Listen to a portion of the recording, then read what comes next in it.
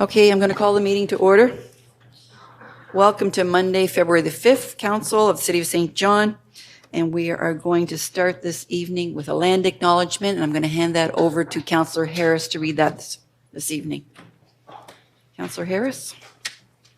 We're just going to get your mic on for you. Oh, there it is. Thank you, Your Worship. The City of St. John, or Menequest, is situated in the traditional territory of the Wastewise, Maliseet. The Wastewise, or Maliseet, along with their indigenous neighbors, the Mi'kmaq and Pescatomakati, signed peace and friendship treaties with the British Crown in the 1700s that protected their rights to lands and resources. Let us reflect.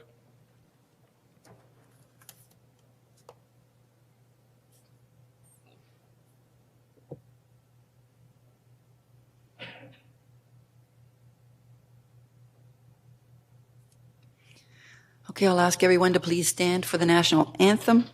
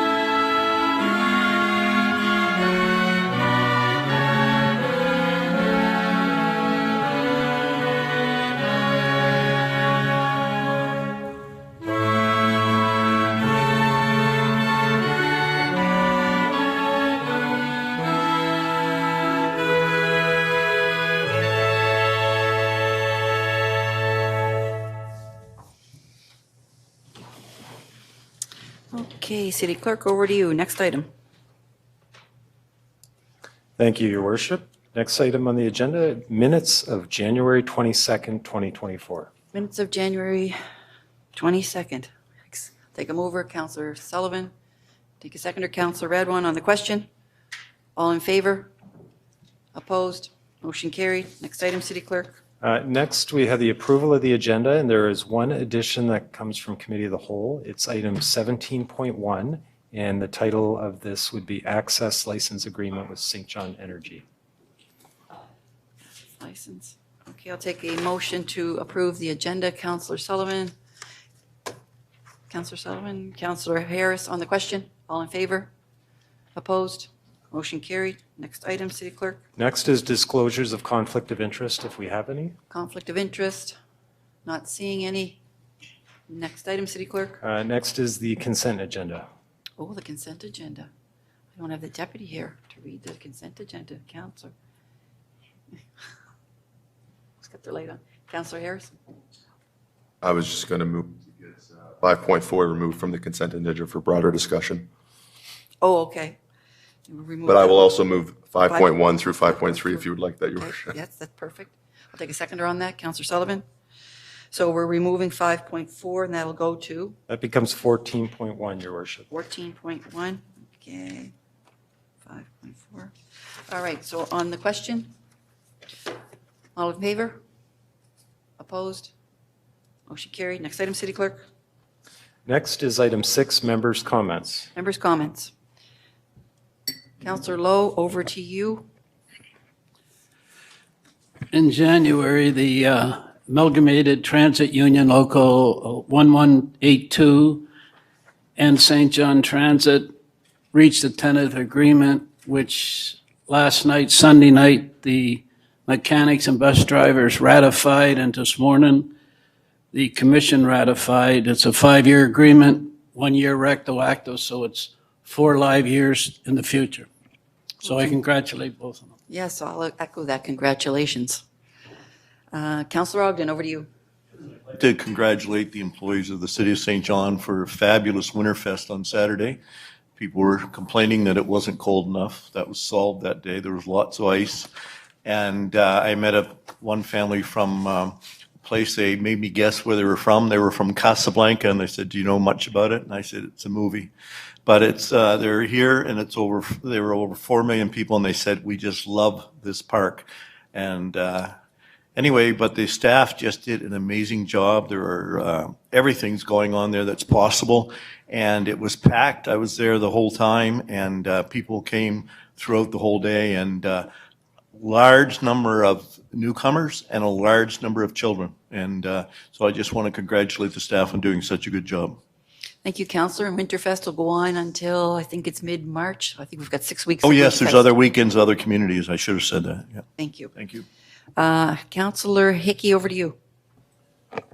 Thank you very much, Your Worship. I wanted to extend a very sincere welcome to someone who's no stranger to this room, our new fire chief, Rob Nickel, who's now taking a seat with the loss of the deputy in front of his title. Rob brings an incredible amount of experience and expertise to the role, and I know as chair of the Public Safety Committee, I'm very excited to work with him. So welcome, Rob. And I also want to recognize that it's Black History Month. It was great to be at the flag raising that happened at the start of last week. And we raised the Pan-African flag. It will stay there for the month, and want to recognize the incredible contribution that that the Black community has had in St. John. Thanks, Your Thank Worship. you. Thank you, Councillor. Councillor Radwan.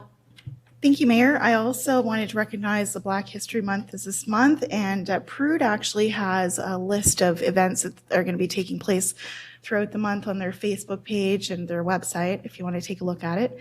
And it is Chinese New Year, actually, February the 10th. And everybody has now a red envelope on your desk. And don't get too excited. There is not money in it, but normally there is in China. So, so basically, we have 5,000 residents that have come here from China that are now St. Johners and call St. John home. It is one of the most important celebrations for China is the Chinese New Year, or they would call it the Lunar New Year. You know, it is the year of the dragon. There's so much information about this event, how it started and the traditions. So, you know, definitely go and take a look and see some information online to try to get a little bit more familiar. I try to find out a little bit more each year. Red is actually seen as lucky in China. It actually brings good fortune. So that's one of the reasons why red is often used. I actually have a staff member from China that works in my business. And this year he asked for February the 9th off. And I said, you know, is this the right date that you wanted? Was the 9th? And he said, yes. He said, you know, actually we usually get together for dinner, and I have family coming out from the States. So that's usually the eve of the New Year is often the day of the feast. So as we're getting more inclusive, diversifying our workforce, I think it's really, really important to take note of what people are celebrating, what events are going on, and how we can respect one another. And I don't personally celebrate the New Year, but I'll be looking forward. They're having the event actually, I believe, on Sunday at the Imperial. So anyway, so Happy New Year to everybody that is celebrating, and Happy New Year to Yi Gong, one of my staff members, and baby Chloe. It's her first Chinese New Year. So Thank you, Councillor, and thank you for the gift for all of us. Councillor Sullivan. Through you, Your Worship, to Councillor Radwan, I was excited there wasn't cash. I came in thinking, geez, a bit of chocolate would be perfect, and it was perfect timing. Thank you, Councillor Radwan. Just upcoming, happy Valentine's Day to everybody. You know, time of year when you hug your loved ones and spend time. But the RKYC DDoC lost a friend this past week, and so I guess also a good time to remember, hug your loved ones. Remember that not everybody's got that family wrapped around them. So maybe we take some time to reach out to those folks we haven't talked to in a while. Make sure our friends and our community know that they're loved and they're wanted and they're needed in the community. And if you know there's somebody out there struggling, feel free to help reach out and get them connected to some support. Thank you. Thank you. Nice words, Counselor. I also will say congratulations to our new fire chief as well. Welcome aboard. It's first night at the Horseshoe with us, so it's an exciting time for St. John. We just did our big fire review, so was lots of recommendations in that. So it'll be interesting now over the years to see how we move through some of those recommendations and things change. I know things change in fire all the time, so it's great to have you aboard. All right, next item, City Clerk. Your worship, we're not quite at 6:30 yet, so if we could move on to some other quick items on the agenda, I would recommend going to item 10.1 first, and that's a public presentation for a proposed municipal plan at 241 to 281 Douglas Avenue. Okay, so for this one, Ms. Poffenroff will read this out for us, and there is no action on it. So over to you. Thank you. Thank you, Your Worship. For Council's information, a public presentation is a procedural requirement under the Provincial Community Planning Act for municipal plan amendment applications. This evening's public presentation commences a 30-day public review period during which members of the public may provide written submissions on the application as an early step in the process. Any submissions received will come back to Council following the close of the 30-day public review period for consideration before moving forward in the process. Following the 30-day public review period, it is anticipated that on March 18th, Common Council will refer the application to the Planning Advisory Committee for review and recommendation. Given this, the application is tentatively scheduled for the April 16th Planning Advisory Committee meeting and public hearing at the Council meeting of May 6th. As tonight's public presentation forms part of the legislative process that governs planning applications in the province, there is no opportunity at this time to discuss the application. With that as an introduction, I will now read into the public record a copy of the public notice that commences the 30-day public review period, and you can see on the screen the location of the subject property.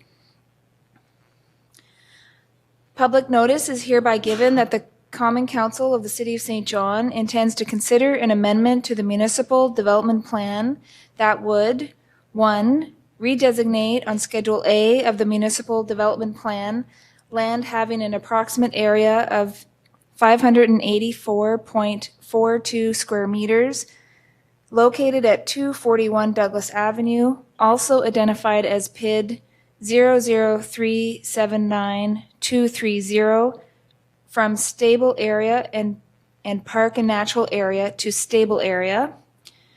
2, redesignate on Schedule A of the Municipal Development Plan land having an approximate area of 829.18 square meters, located at 247 Douglas Avenue, also identified as PID 55172860, from stable area and park and natural area to stable area.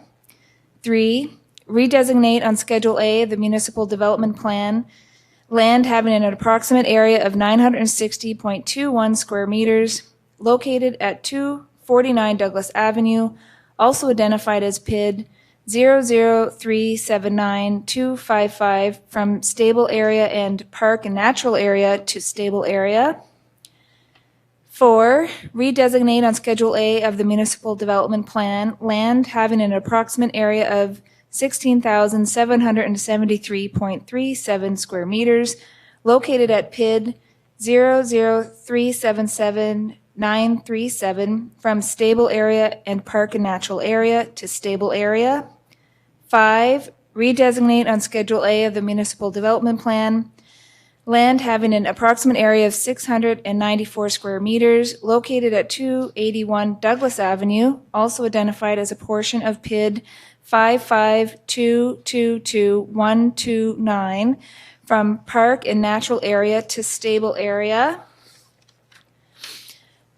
6, redesignate on Schedule B of the Municipal Development Plan land having an approximate area of 584.42 square meters, located at 241 Douglas Avenue, also identified as PID 00379-230, from stable residential and park and natural area to major community facility.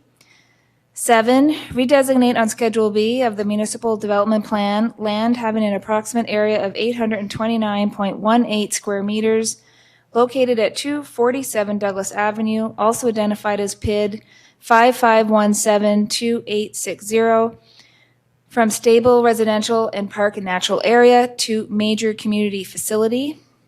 8, redesignate on Schedule B of the Municipal Development Plan land having an approximate area of 960.21 square meters located at 249 Douglas Avenue, also identified as PID 003799255, from stable residential and park and natural area to major community facility.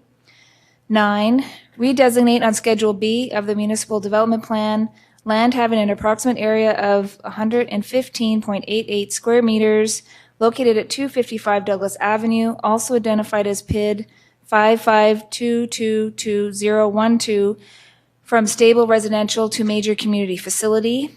10, redesignate on Schedule B of the Municipal Development Plan land having an approximate area of 544.57 square meters located at 261 Douglas Avenue, also identified as PID 003779945, from stable residential to major community facility. 11, redesignate on Schedule B of the Municipal Development Plan land having an approximate area of 546.77 square meters located at 263 Douglas Avenue, also identified as PID 003588481, from stable residential to major community facility.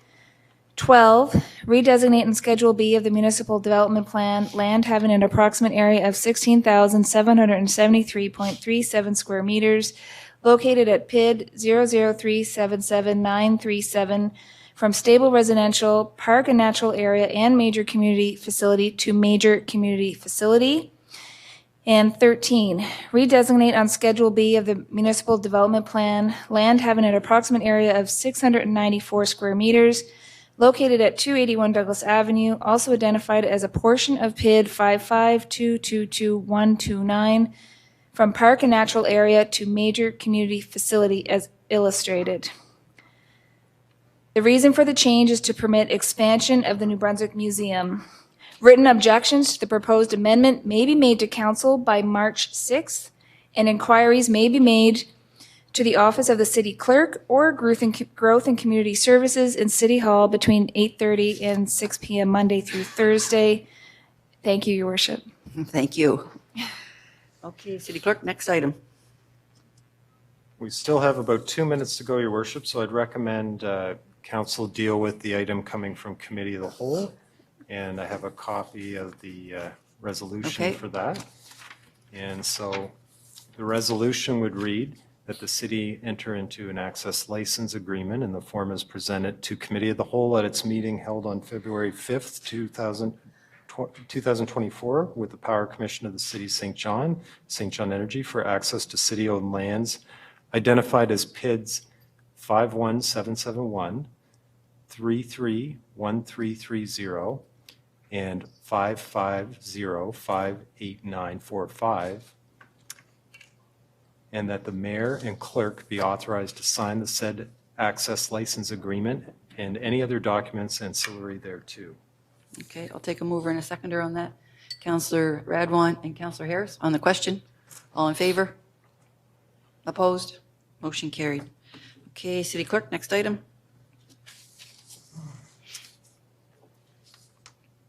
Next item would be 15.1, another quick one. It's under general correspondence, a letter from D. Hersey, a bylaw request related to use of pellet guns.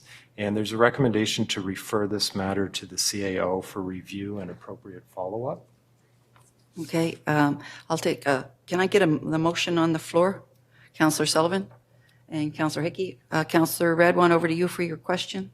Thank you, Mayor. I just actually have a comment. So I've gotten calls from Ms. Hersey on this, and it's the way that their neighborhood is set up is that their backyards are connected to one another, and to have residents going out with pellet guns shooting them off randomly at animals is very concerning. So I hope that staff will be putting together a bylaw for this. You know, I'm in full support of that. You know, everybody needs to feel safe in their neighborhood, and, you know, hats off to their association because they're always looking out for one another over there. And I certainly appreciate their neighborly ways trying to make sure that everybody's safe there. CAO, did you want to respond? Yes, thank you, Your Worship. That is our intent, Councillor, is to come back with a bylaw. It's interesting, we've not had the questions to my awareness in the past relating to this, but clearly there's a community issue and we'll follow up. Councillor Stewart? You just covered it. Thank you. Okay, so the motion is on the floor. I'll call the question. All in favor? Opposed? Motion carried. Excellent. Next item, City Clerk. It's now 6:30, Your Worship, and we have public hearings that have been advertised. The first one on the agenda is item 9.1, and this is a proposed zoning bylaw amendment with a PAC report and staff presentation for 172 City Line. Thank you. Acting Commissioner Poffenroff, over to you for the intro. Thank you, Your Worship. Good evening, Your Worship and members of council. Before you this evening for public hearing is an application for a rezoning and Section 59 application that was submitted by Eric DeJong of City Line Holdings Limited for the property located at 172 City Line. The application is seeking to rescind existing Section 59 conditions and rezone the property to enable the conversion of a former school site into a multi-unit, multi-building residential project.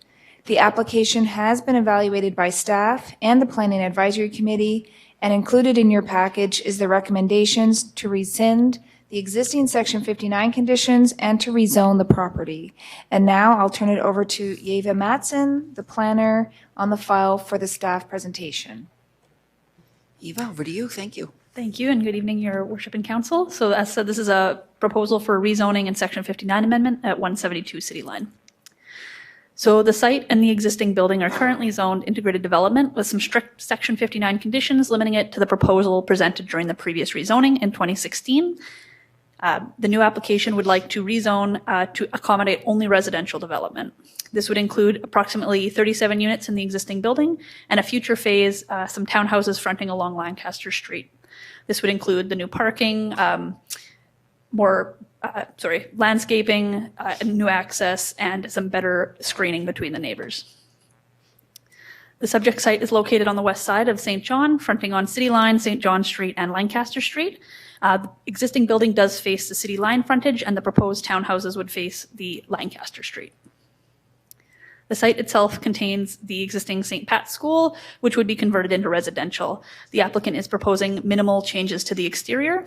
In the image above, you can see the front of the site, which fronts onto City Line, and that existing mature tree, which conditions are centered around retaining. This is the subject site looking from the corner of City Line and St. John Street, looking north. On the left side of the building, you can see that entrance. The playground in the center would be replaced with new parking, fencing, access, and landscaping. The playground is currently decommissioned, and the next closest playground is only about 500 meters down City Line behind the Bellier Arena. Carleton Community Center and Seaside Elementary are also nearby. With new landscaping, there would be a focus on the privacy screening between abutting residential neighbors of lower density, specifically the neighbor that fronts onto St. John Street and Lancaster, just in the corner out of sight of this image. This is a subject site looking south from Lancaster Street. The section of the site on the bottom right of this image would be where those future proposed townhouses would sit, and then a new retaining wall kind of around that. The site is designated stable residential in the municipal plan, and while a density target is not provided for stable residential areas, housing of almost every form and density can be found. The proposal does meet the intent of the municipal plan in reflecting the character of the neighborhood, as there would be minimal changes to the existing building. The exterior of the existing building, I should say. The current zoning is integrated development. The integrated development zone is generally used for very specific proposed uses that rely on strict Section 59 conditions to impose those restrictions, and they often tie it to a very specific site plan when it's rezoned. Mid-rise residential would allow for the development of residential, which would permit for the conversion of the existing building as well as any future phase townhouses. And this area comprises of a variety of residential zonings, including 1 unit, 2 unit, low rise, and mid-rise. There's also a range of community and park zoning, such as Queen Square West, right across from the site, as well as a smattering of commercial, including local convenience stores and daycares. Part of this application involves amending the former Section 59 conditions, which limited the site to that exact proposal from 2016. And we would recommend rescinding those conditions, but replacing them with new conditions, largely around landscaping. Since a large portion of the required landscaping area abuts lower density residential, this would just help with screening. There is also a clause to retain that existing tree if possible, but we have also presented some conditions around more intensive landscaping generally seen in commercial zones, which would see the introduction of new trees and shrubs. Letters were sent to all landowners within 100 meters of the subject property on December 28th, and public notice was posted on January 11th.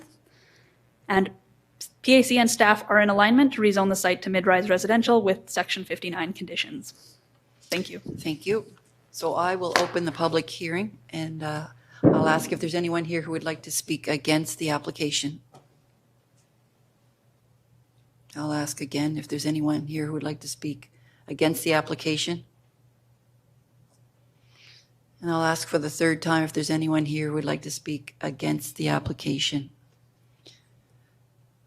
Is there anyone here who would like to speak in favor of the application? Mr. Clifford, come on up. Thank you, Your Worship. It's good to be back here and see all the beautiful faces around the horseshoe and the common clerk. My name is Jody Clifford with Envision St. John. I may or may not have been the author of those strict Section 59 conditions. And we're here today to speak in favor of the rezoning as we look forward to see the redevelopment of that site. Does anyone have any questions for Mr. Clifford? All right. Is there anyone else here who would like to speak in favor of the application? Please come forward and give us your name. Thank you, Your Worship. My name is Eric DeYoung. I am the applicant. I'd like to thank city staff did a pretty good job of presenting the vision I have for this property. And I look forward to furthering the development in the city. And if there are any questions, I would be happy to answer them. I know I was away for the PAC meeting, and I apologize that I wasn't able to attend, but there's no virtual option, and my travel plans are already booked. So I'd welcome any opportunity for questions. Sure. It's nice to meet you, Mr. DeYoung. We've got a couple of questions for you. Councillor Harris has one. Not really a question, just thanks for stepping up to this plate to take a swing at this thing. There's not a lot of people who have the, I guess, in some cases, the courage to take on an abandoned asset and to try to imagine something more vibrant and supportive for the community. And the way our current system works, it really does require a lot of sweat equity by folks like yourself. So we love to see it and would need to see more of it. So I guess don't be surprised if in the coming days you get calls from people who ask you how you did it, because there's a lot of different sites around this province just sitting idle that need to be reimagined and redeveloped. So thanks again. Yeah, thank you very much. Happy to talk. Thank you, Councillor. Good words. Courage is one. I agree. Councillor Radwan, over to you. Oh, sorry, Councillor. I've got Councillor Lowe up there next. Sorry, Councillor Lowe, over to you. Time limits. Time limits. So this one, assuming we move forward with approvals, we'll have our plans done by June, and we have to do a lot of demolition inside. We'd like to have this project finished. I'd like to have people living in it by either December 2024 or mid-spring 2025. Yeah. Thank you. Yeah, there's no delays. It's easy. This one's kind of a pretty straightforward project. Sounds good. Is that it, Councillor Lowe? Okay, I guess that's it for questions for you from here. Okay, that's perfect. Thank you so much. Perfect, thank you. I'll ask again if there's anyone here who would like to speak in favor of the application. Okay, so that's it. I'm going to close the public hearing, and I'll ask my team if anyone has any questions for staff. And if not, I'll pass it over to you, City Clerk, for the motions required. If council wishes to proceed with approval, we would be looking for first reading by title and a second motion for second reading by title. Okay, first reading by title, Councillor Hickey and Councillor Ogden on the question. All in favor? Opposed? Motion carried. The title is Law to Amend the Zoning Bylaw of the City of St. John. So I need a motion to approve second reading by title. Councillor Sullivan and Councillor Radwan on the question. All in favor? Opposed? Motion carried. A law to amend the zoning bylaw of the City of St. John. Excellent. All right, Mr. DeYoung, you've got the first step done there. We're on our way. Thank you. Thank you for being here tonight. Okay, City Clerk, next item. Thank you, Your Worship. So there's a second public hearing tonight. This is item 9.2, and it's a proposed municipal plan and zoning bylaw amendment with a PAC report and staff presentation for 1440 Loch Lomond Road. And also for the record, I just wanted to confirm that we did receive 3 pieces of correspondence that have been circulated to council from emails that were received after the deadline for the agenda. So one is from Trudy Hanley. The second one that was forwarded to council was from Beth and Don Roy. And a third one was from Chris and Gwen Bartlett. Okay, so I'm passing this one over to the Acting Commissioner of Growth, Ms. Poffenroth, for the intro. Thank you, Your Worship. Your Worship and members of council, this evening's second public hearing is for an application for a municipal plan amendment and rezoning application that was submitted by Eric DeYoung of Slopeside Holdings, Inc. for the properties located at 1440 Loch Lomond Road. The application is seeking to amend the municipal plan and to rezone the properties to permit the development of a multi-building residential development. The application has been evaluated by staff and the Planning Advisory Committee, and included in your package is recommendations of approval of the municipal plan amendment and rezoning. I'll now turn it over to Mark Reed, the senior planner on the file, for the staff presentation. Thank you, Amy. This application involves the construction of 4 multi-unit buildings, each with 52 units, and 18 townhouses along a new public street. There's an existing single-unit dwelling at the site that would be subdivided off and retain its existing R2 zoning. This is an air photo here, just showing, or a site plan rather, just showing a broader context of the site. The 4 apartment units would be in close proximity to Loch Lomond Road, with the townhouses in the eastern portion of the site. This one here is zoomed in a bit closer. In terms of spacing from the adjacent neighborhood to the south, it's roughly about between 172 to, I believe, 200 meters from the area down along Omega Drive. There's a fairly large wetland in the southern portion of the property, which is why the bulk of the development is concentrated to the north along Loch Lomond Road to avoid the wetland. In terms of the proposed dwelling units, the applicant has provided a couple of schematic designs of what the exterior of the multi-unit buildings would look like. They do have some articulation of the facades through balconies, differing materials, and a different roof line.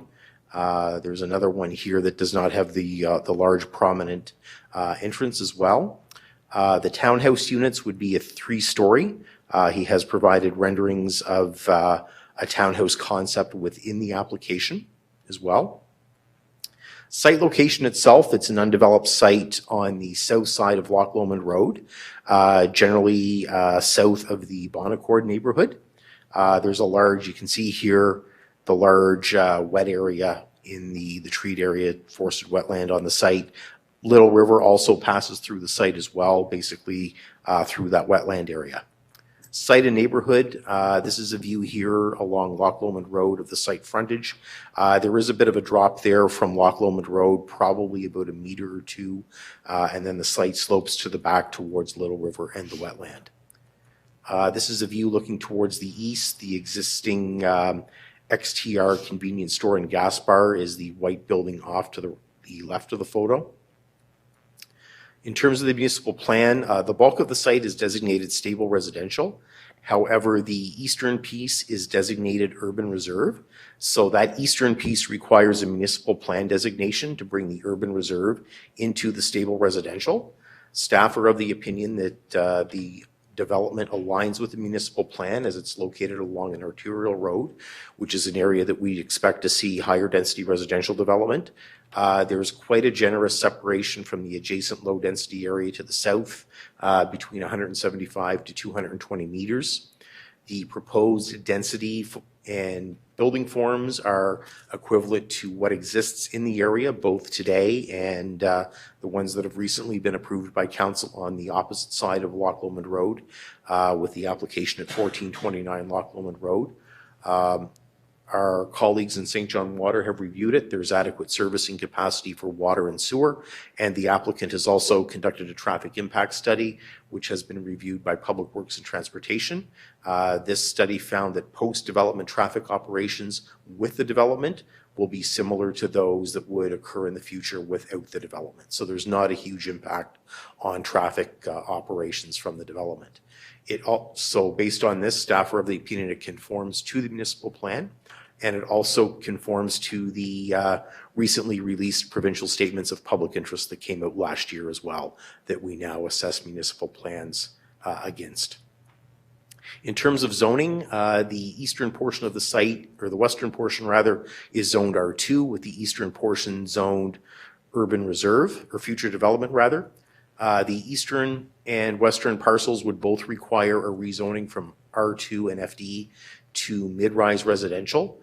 The existing dwelling on the site and outbuildings would retain the R2 zoning to allow for its subdivision. The proposed development generally meets the zone standards. There's a few tweaks that would have to be finalized as development proceeds with respect to parking and layout, but nothing major from staff's review. So staff are of the opinion that the rezoning is supported. We are proposing some Section 59 conditions, as we do with most rezonings. One is landscaping along the Loch Lomond Road and new public street frontages that incorporates our commercial standard for landscaping with a set number of trees and shrubs. We also are proposing standard conditions around detailed site, building, elevation, and landscaping plans at the permit stage, a cohesive exterior building design, as well as infrastructure upgrades being the developer's responsibility. Staff also will require confirmation of the necessary provincial wetland and watercourse alteration permits at the time of the building permit application.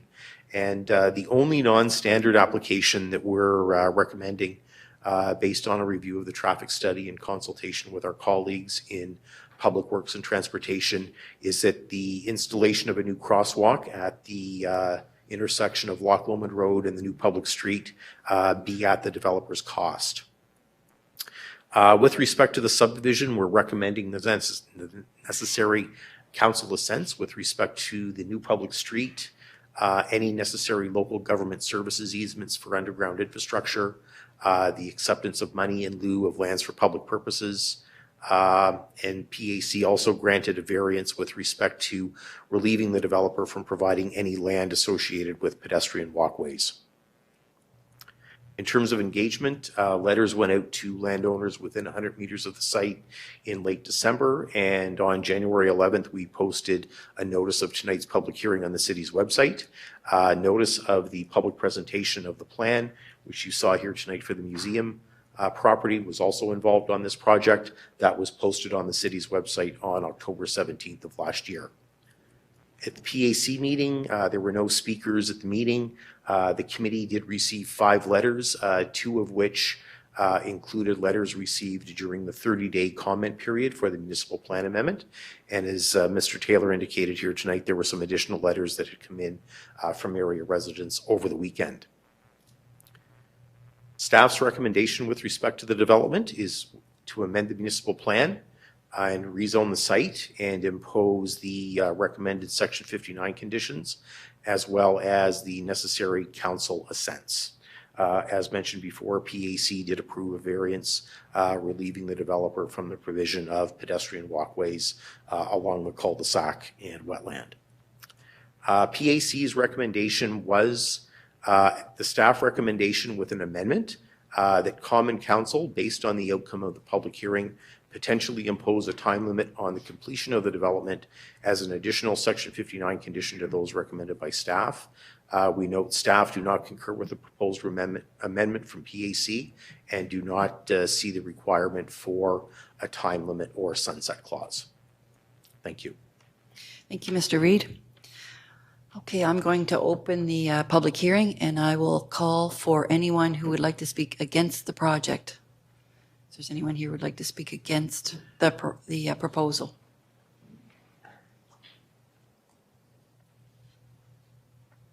Welcome. I'll get you to give us your name and approximately where you live, just so we have some context for where your voice is coming from.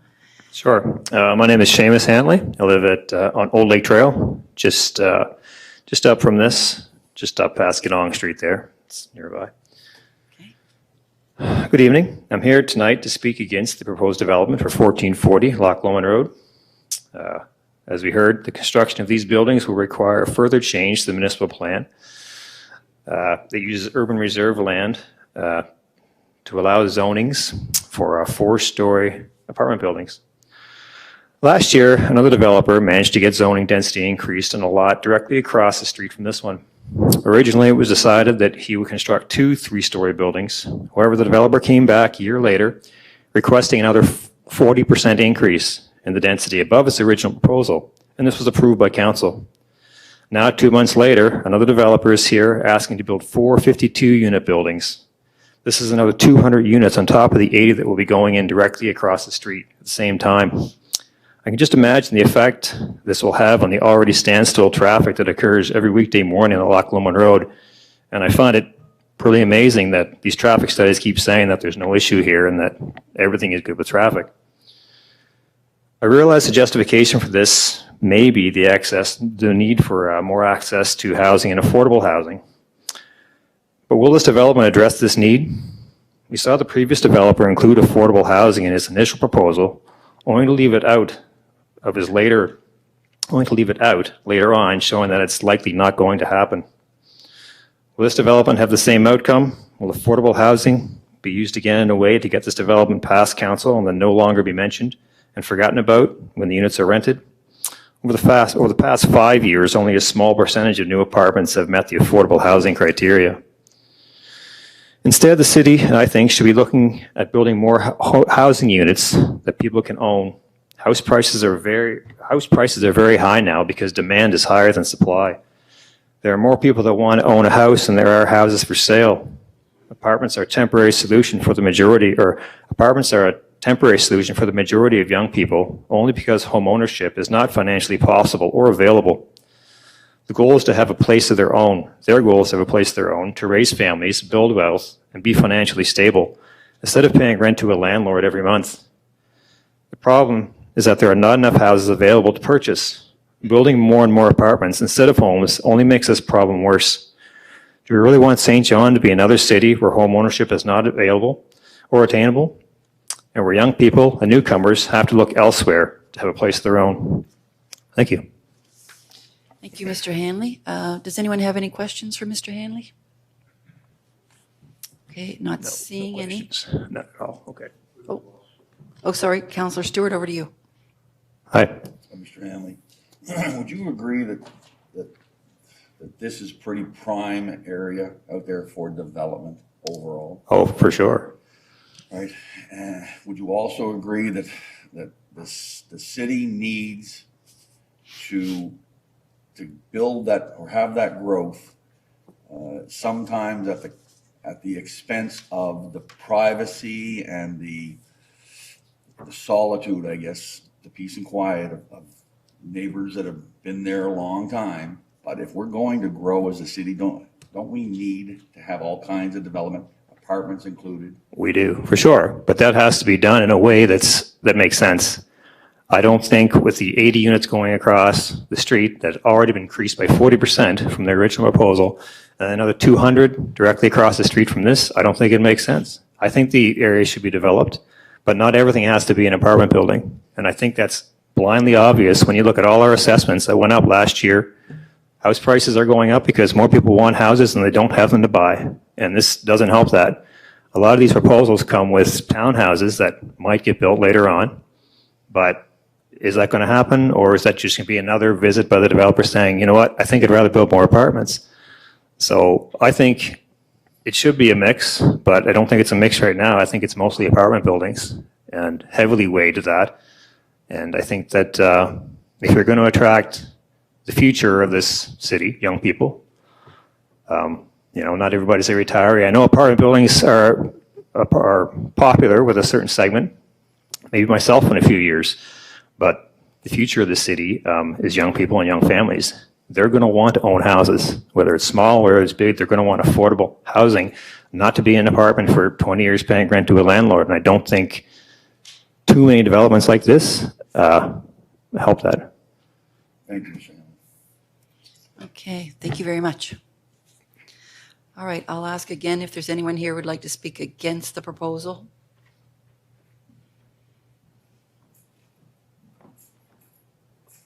I'll get you to give us your name and your approximate address. Hello, my name is Evan Miller.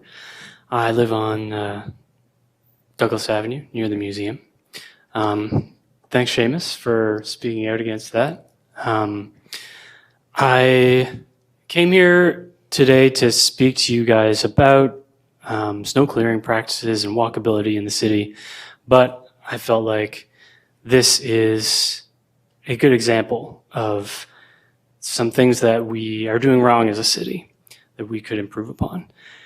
I agree, this development is crucial. A development is crucial. We're in a housing crisis.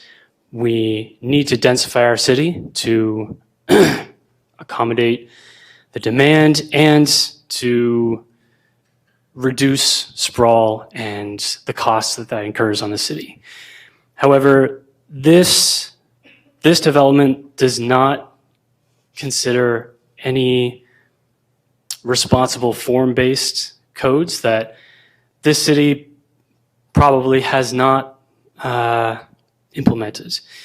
There's a lot of parking in this place. It is conforming to parking mandates and reinforcing the traffic that Seamus helpfully brought up. None of these buildings front any street. They sit alone and isolated.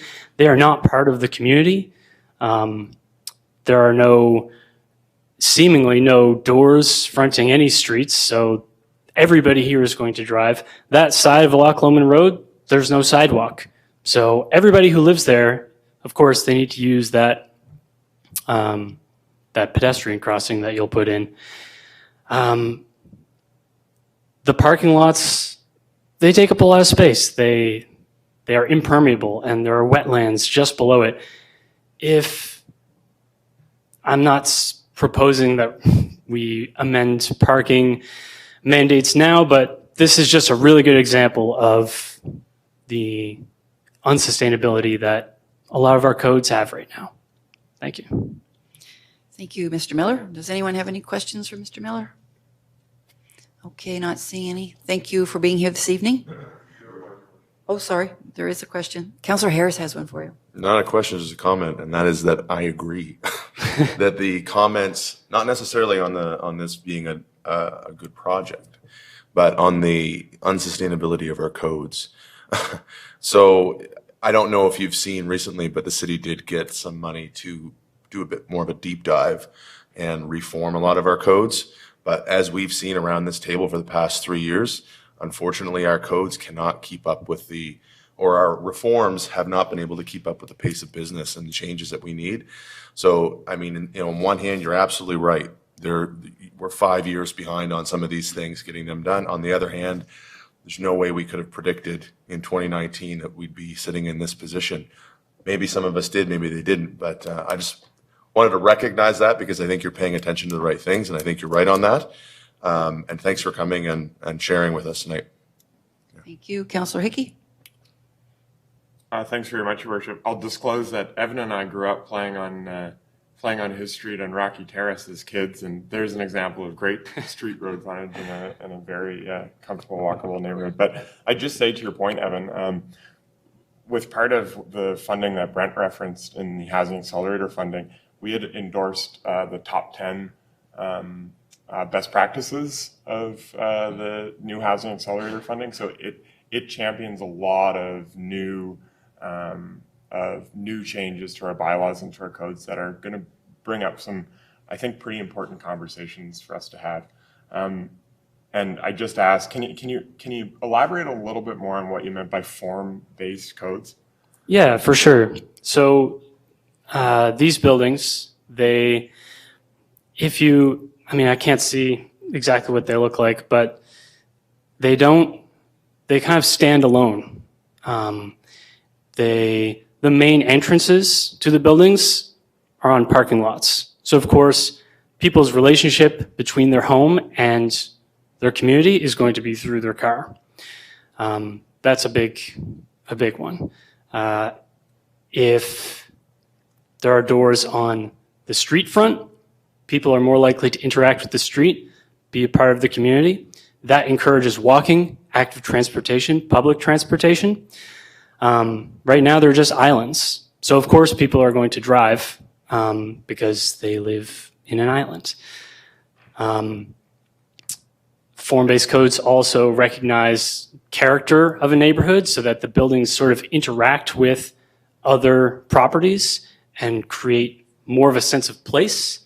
I don't know if anyone here lives on Loch Lomond Road, but it's not exactly a place. It's more of a road between two places.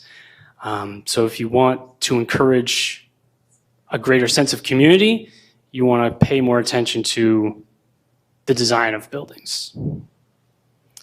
Okay, I've got a question from Councillor Ogden as well. Yeah.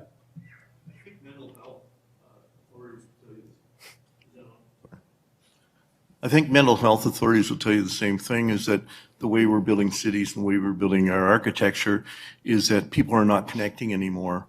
And after COVID, that seems to be one of the main issues, is that people are not spending time with each other anymore, and then this technology makes it even worse. So And cars. Pardon? Cars as well. Yeah. And so they're finding now with the way we're building that people were not getting people together anymore. And that's and one of the major problems with the mental health issues that we're doing is that people don't have support for each other because they don't know each other. Mm-hmm. And so I agree with you that we have to build cities at common places and people, so that doors, people face each other when they see each other or walk. I agree with you. And but a lot of mental health issues right now is partly due to the way we've constructed both transportation and housing. So I thank you for that.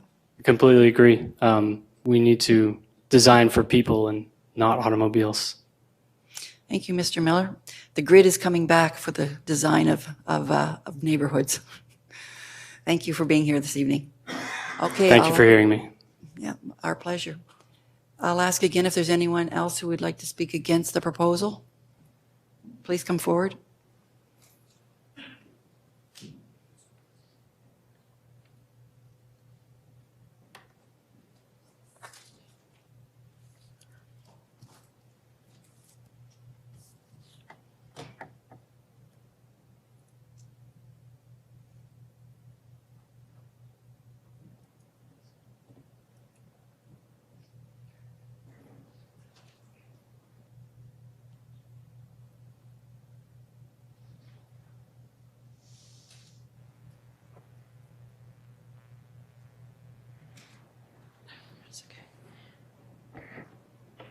I'll get you to give us your name and your address. My name's Trudy Hanley. I live on Old Lake Trail, which is just up the road from this proposed development. Good evening, Your Worship and councillors. The municipal plan has a statement to provide and facilitate the development of quality and diverse housing to meet the needs of the changing demographics of the community. We all understand that housing is an urgent need. Diverse housing and affordable housing is just as important as the overall need. The development boom is focusing on larger and larger developments of rental units with little to no affordable aspects, housing diversification, or concern for integration into the community. This is the second large development to be proposed in this area. The development should not be restrictive in terms of buyer demographics, such as 3-story townhomes. The elderly, people with disabilities, and young families will probably not be able to live here. Long-term rentals. Not everyone wants to live their life in an apartment. This development should be diverse, affordable, and based on all housing needs. Feel like part of the community, not oversized buildings and asphalt that have no connection to their surroundings. I feel a development in this location could be very beneficial. However, the current design and needs of the city residents has me questioning the suitability of the proposal. This proposed plan, the design facilitates that the removal of the townhomes and affordable housing can be done after the development has been approved. The removal of sidewalks creates a safety issue for all pedestrians, especially children, given the density of the proposal. I do not see emergency vehicles being able to access the first 2 buildings effectively or the homes in the cul-de-sac. And the 3-story townhomes are limiting to the types of people who could live here. This is just an alternate design I came up with, where better traffic flow would allow for an on-demand bus circulation, school bus circulation and safety, and easier to access community transit for the elderly. Why can't this development be a better planned neighborhood? Placing the apartments at the back allows for gradual flow of building heights, transitions, more homes of various sizes to accommodate a wider demographic. The main concern is the need for affordable housing, and the other issue is housing diversification, the missing middle. Research has shown that in the past 4 to 6 years, it would appear that most, if not all, proposals brought before council have been approved. The review of 21 different large-scale new development proposals, all of which appear to be rental-based. Citywide, approximate number, over 2,200 units, total affordable, 69. That's only a 3% of development housing listed as affordable rental-based. Uptown, over 1,100, total affordable, 57. That's a 4.9% of development housing listed as affordable. Over 2,000 rental units approved citywide and only 3% classified as affordable. Over 2,000 units approved citywide and no homes are part of this. This is an unstable and wealth imbalanced structure of development for our city. There's a need to develop and grow, but what is happening is not sustainable, nor is it maximizing the potential for diversification in community. We have seen the recent past that these favorable offerings, affordable housing and diverse housing, are designed in such a way that they can be dropped after development approval and not provided. The available land for this proposal allows for an opportunity to create a more complete neighborhood with varied housing types for the needs of all people. Where's the responsibility of the city and developers to ensure and provide this diversification and affordability so desperately needed? Just one page. Sorry, I hit that one. This cycle will continue unless something is done. More apartments built, no new houses. Housing prices increase, more people in apartments, apartment rentals increase, more apartments built, and the cycle goes on. The construction of rental units only is not sustainable and is leading to a continued crisis in lack of housing types and increased costs to city residents. The new proposed development is mostly market-based rentals, restrictive in terms of buyer demographic. Townhomes and affordable units are easily removed after development approval. Where's the responsibility of the city to ensure that appropriate housing diversity is included in all large-scale developments such as this, and that the developers follow through with the approved plans and provide the diversification and affordability that was agreed to? All I see with each new development are more people, families, the elderly, investing in someone else's wealth through rent, rather than investing in their own family and future through home ownership. I know a development here will be approved by council one way or another. You can request a change to provide more diversity that will meet the growing needs of all residents, creating a better integrated neighborhood of all housing types and needs. And then I had some questions and queries with respect to this property. It's in a low-lying area susceptible to possible flooding and wet soil conditions. Has a geotechnical report been done? What is the outcome of soil stability? Are piles going to be required? Would reduced building size facilitate construction of the use of piles? Pile driving is a very loud and intrusive process, and I do not want to be subject to type of noise pollution on my weekends or evenings, as I'm sure other residents would agree. Thank you. Thank you so much for being here and for your presentation. Does anyone have any questions for Ms. Hanley? I do have Councillor Redwan, over to you. Thank you, Mayor. I would just love to direct Ms. Hanley's questions to staff if we could. Are we able to do that? That'll come up when you have Okay. you have an opportunity to ask staff questions. All right. I don't. Councillor Harris. Not so much a question, Mayor, but more appreciation for the amount of work you put in this to bring to consideration here. And there's just a couple of thoughts. This format doesn't give us an opportunity to really get into a discussion on some of these bigger issues that you're bringing up, unfortunately. But your point on affordable housing is well taken. And the reality is as a province, we've got data that shows us we're hemorrhaging more than we can actually add. And that's philosophically, colleagues around the table may disagree with me on this, but from where I sit, it does seem to be that we've just walked away for the last 40 years of really using the public's presence in the development sector and the housing system. And we've created these rules that you don't even get your funding to create an affordable unit until after you've already started down the development pathway, until you got your permits in place in some cases with provincial programs. And then even then, they don't have a limitation on how, or they have a short window of how long you have to keep it affordable. There are nonprofit development groups like Kindred Works that go the extra mile and guarantee their unit will be affordable for a century. Mm-hmm. But that's on their onus, right? There's nobody at the provincial or federal level telling them, if you say affordable, it means for 30 years and we're going to keep you to it. Yeah. And the city has never been in that lane of policing that part. So it is frustrating, like that you get people, and Mr. Seamus, you were up here speaking to that as well. It's so hard for us in this chair to police the affordable guarantee that a developer may stand up and say, this is my intention, when the regulation falls to a different department and to a different level of government. So you bring up some really good points, and I appreciate the work you put into this. I wanted to comment on that one because it does frustrate us around this table as well. It's very difficult to, go ahead. Well, one of the, and I know this is not going to be a favored comment by most, maybe by council, but definitely not by developers, is that I don't understand why it has to be up to governments to supply it.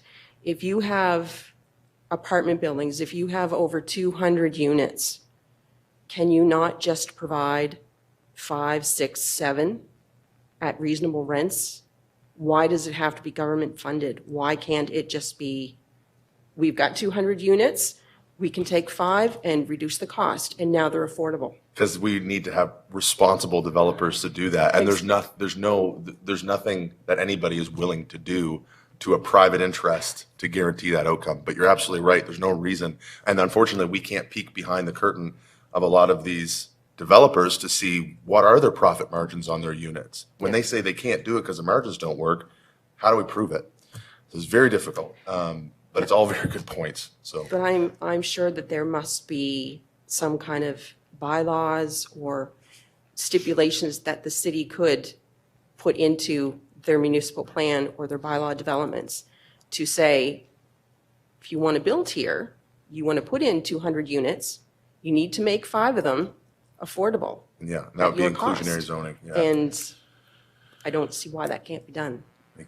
All right. Thank you so much for being here this evening. I will call another time to see if there's anyone else here who would like to speak against the project. Okay. I will ask then if there's anyone here who would like to speak in favor of the application. Mr. DeYoung, come on back up. Thank you, Your Worship. Councillors, my name's Eric DeYoung. This is another one of my developments here in St. John. Guys, look, super insightful comments. I love build form. I would disagree that this is the wrong location for a walkable community. But, you know, I appreciate the feedback. Your presentation was fantastic, right? Like you put a lot of thought into that, and I appreciate that. I can speak to some of your comments for sure. You know, this is every new development comes with issues. There's no question that I'm going to ruffle some feathers as we move through the development process. You know, just a couple of high notes here. Like I am planning for like 34 affordable units in this development. You know, that's generally I do 15% of everything we do as affordable. I don't want to say that's going to be 25%, and I don't want to say it's not going to end up being 10% because it's going to come down to how much it costs at the end. The development, as you see it, is, you know, I would love to do a whole bunch of like post-World War II houses, right? And keep them affordable and figure that out. But at $4,500 a meter for building a road, it's really tough, right? So it's, when you look at the development plan, it's designed to minimize the infrastructure cost up front. And we need to do that in order to try to keep the cost down. Otherwise, we're going to end up with $3,000 a month apartments, and that's not affordable as well. Traffic, you know, I did a traffic study, and then you know, the staff asked to expand the traffic study to take in Hickey Road and McAllister Drive intersections to look at different opportunities there. This development, I mean, there is an impact on the traffic on Loch Lomond Road, there's no question. In terms of the overall area that Loch Lomond Road serves, the impact is very minor. There are two sort of failing intersections already at Hickey Road and McAllister Drive, and you know, our traffic study came up with some recommendations that maybe the city will adopt or maybe they won't. But that's sort of where the choke points happen.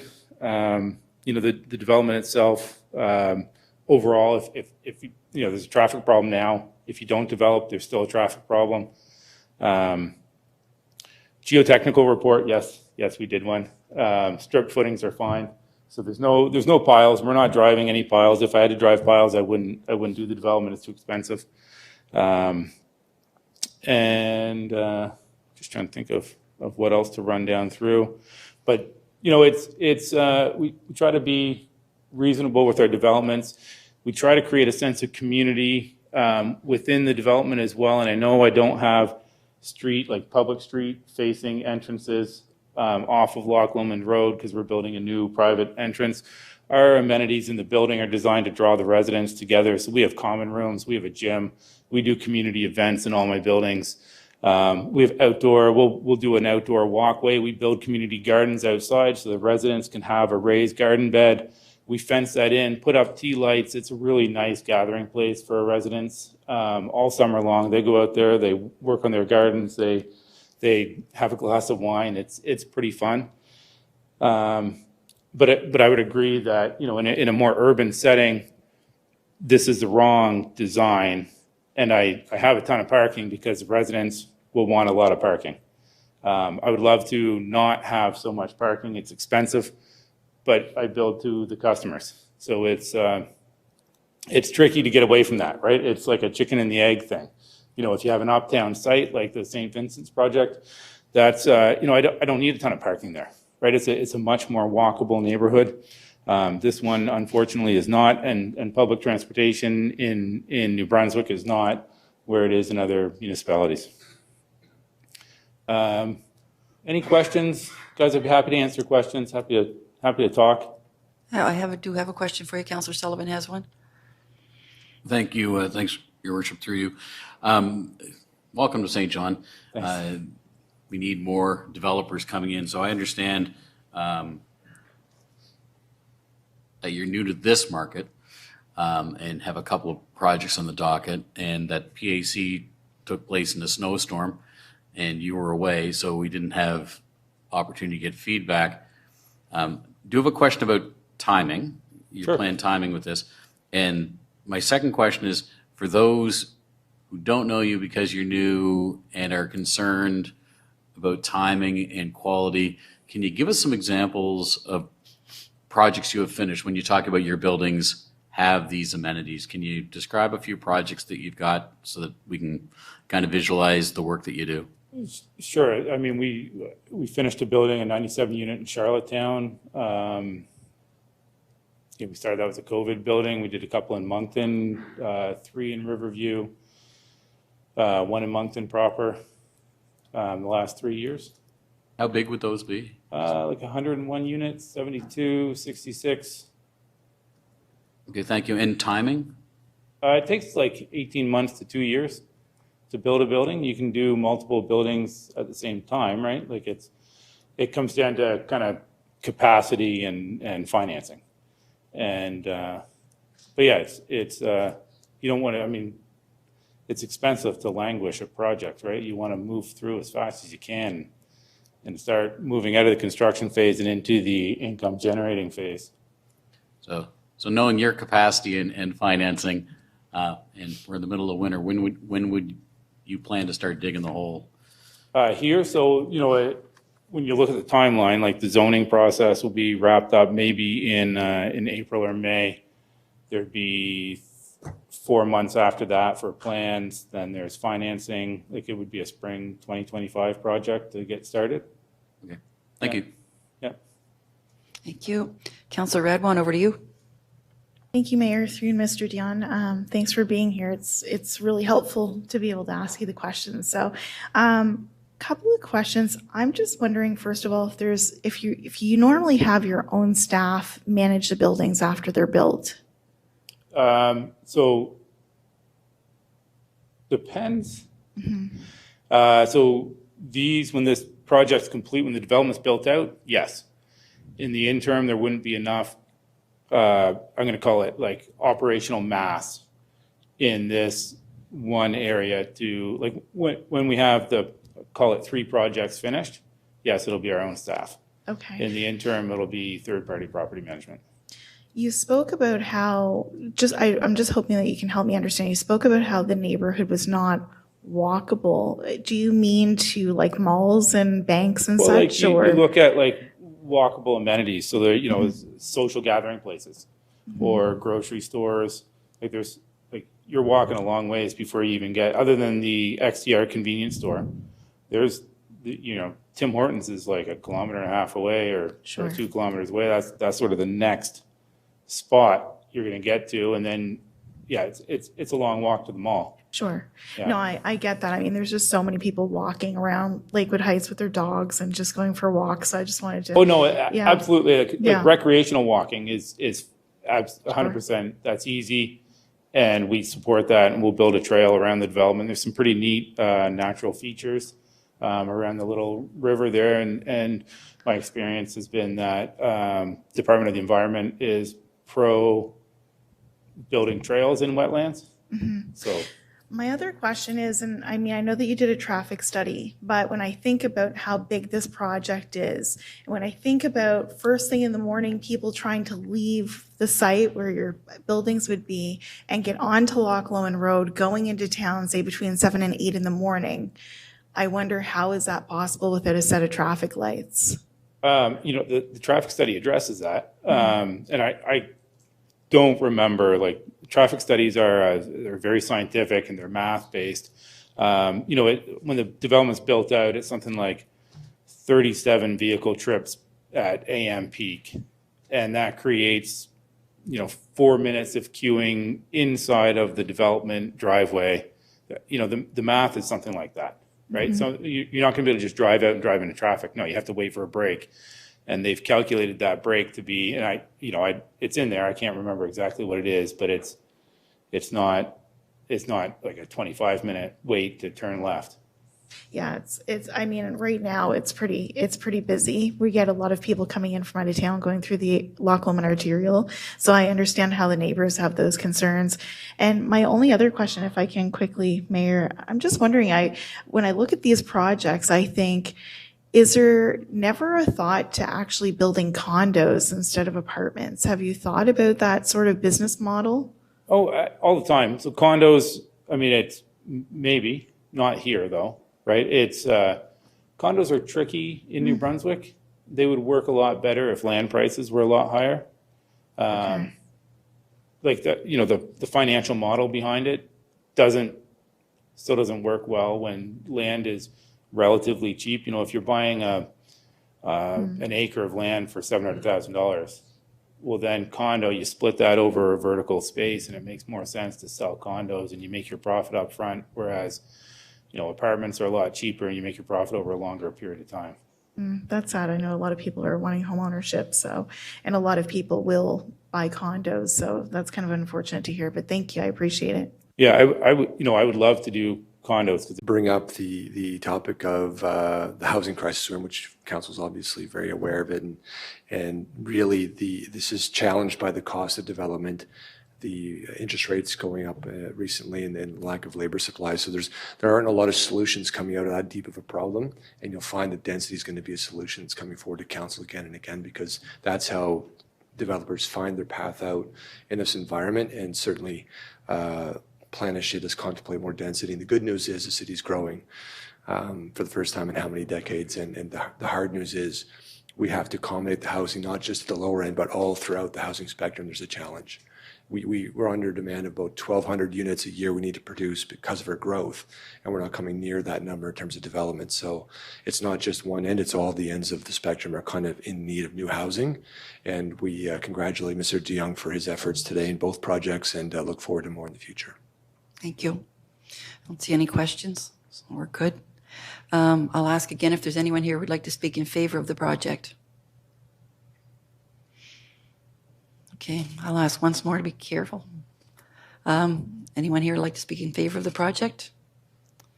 If not, I'm going to close the public hearing. And then I will ask if anyone on my team has questions for staff. Over to you, Mr. Ogden. Thank you, Mayor Reardon. I drove out around the other day and all the back parts and everything. And what I was wondering with the staff is, could we perhaps widen Grandview Avenue a bit and maybe run a road from the back of the community college, back of Simons High School, up farther, and just like a road, an access road to Grandview Avenue, and then that would alleviate the traffic, because it seems that the traffic, special times of day, is really heavy, but other times of day it's not. And I know we have to deal with the heavy because people have to get to work and school. So I'm just wondering, could we do something with Grandview Avenue to alleviate what's going on in Loch Lomond? But you'd need to build a crossroad, and you got to be, when I walked around it, there's wetlands there and everything. Could we build something across and then come down through, and we're fixing up the industrial park? Mr. O'Reilly, I guess we're going to direct that over to you as our traffic engineer, although I do recognize there are two studies in the kit, and both have come up with the options for us. Yeah. I'll talk about this development specifically because that's what we're here for. Just for some perspective, we're talking in the 3 to 4% of the total volume in Loch Lomond Road is what we're adding with this particular development overall. The background traffic, and we've already talked about it here in terms of especially the regional traffic that's on Loch Lomond, has a much greater influence than the vehicles that we added with this development adding on to Loch Lomond Road. There's no doubt sometime in the future we're going to have to look closely at these sides in terms of the congestion that's happening. But as Mayor mentioned and developer mentioned, there's some short-term improvements along Loch Lomond Road that's actually identified in the 10-year strategic plan. Namely the coordination between those two intersections at Hickey and McAllister. So we take baby steps, allow development to continue to happen, and perhaps at some point in the future allow us to look broader in terms of transportation needs. But certainly if we can keep adding on to after transportation, keep supporting transit, the longer we can delay significant infrastructure investments like new roads, the better. Thank you. Fixing up the industrial park to be much more presentable in the back of the refinery part and everything. Maybe we could keep that in mind as we fix up the industrial park. Grandview Avenue certainly needs to be upgraded and certainly beautified in a lot of ways. If we want to attract new people and we want to grow the economy, we have to attract new people, and then you have to ask yourself what attracts people, and it's beautification, safety, education, those types of things. So Some of our roads look pretty bad, and we've ignored them. So I hope we keep that in mind about Grandview Avenue with the upgrade of the industrial park. Thank you, Councillor. Councillor Redwan, over to you. I do have a question actually for Director O'Reilly, if I can ask. Just wondering, Director O'Reilly, what do you think, I mean, in your opinion, do you think that we should be putting a traffic light in there before this development's finished? No. Okay. So the level of service is going to be good coming in and out of here.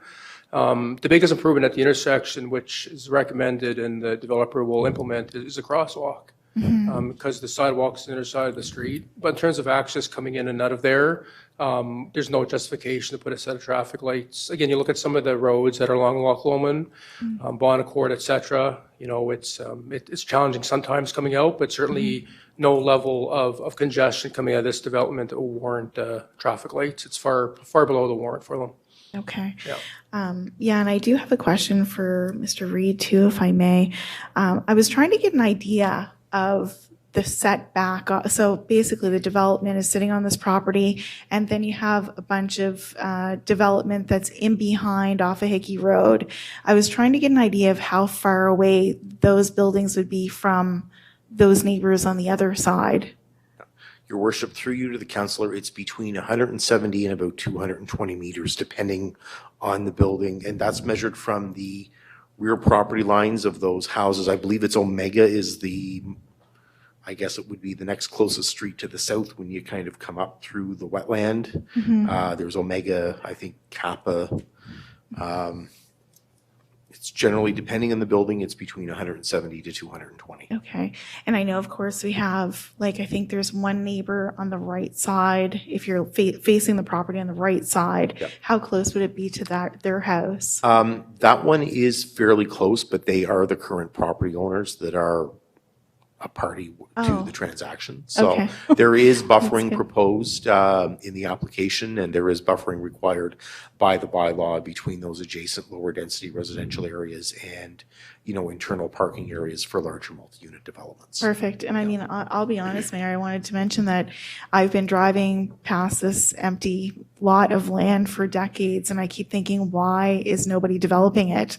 It's a perfect place. So anyway, so I really appreciate the developer taking a look at this site, 'cause it definitely needs to be developed.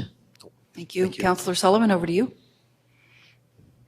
Thanks, Your Worship. If I could pick your planning brain, Mr. Hanley's point with regards to what we've been building lately does ring fairly true with me. I was here long enough ago when we were approving subdivisions that, got one or two houses built and then abandoned, and we had all these streets and subdivisions built with infrastructure but no houses. And now I'm trapped in my house. I could make good money selling, but I couldn't afford to move anywhere else in St. John. So I'm living in my house for the next long period of time. Can you speak to just planning and why we're seeing all these developments that are mostly really dense like this and we're not seeing houses? Your worship, through you, a lot of it has to do with the economics of building a subdivision street. And I believe the number that was referred to here tonight, the $4,500 a meter for a residential street. Right. So that has to be recouped off over all of those houses. And, the economics of, single unit residential development just don't work as well anymore as they did, say, 20 or 40 years ago. Okay. Thank you. Okay. I don't see any more questions for you, Mr. Reid. Thank you. So I'll pass it over to the city clerk to get the motions that are required this evening.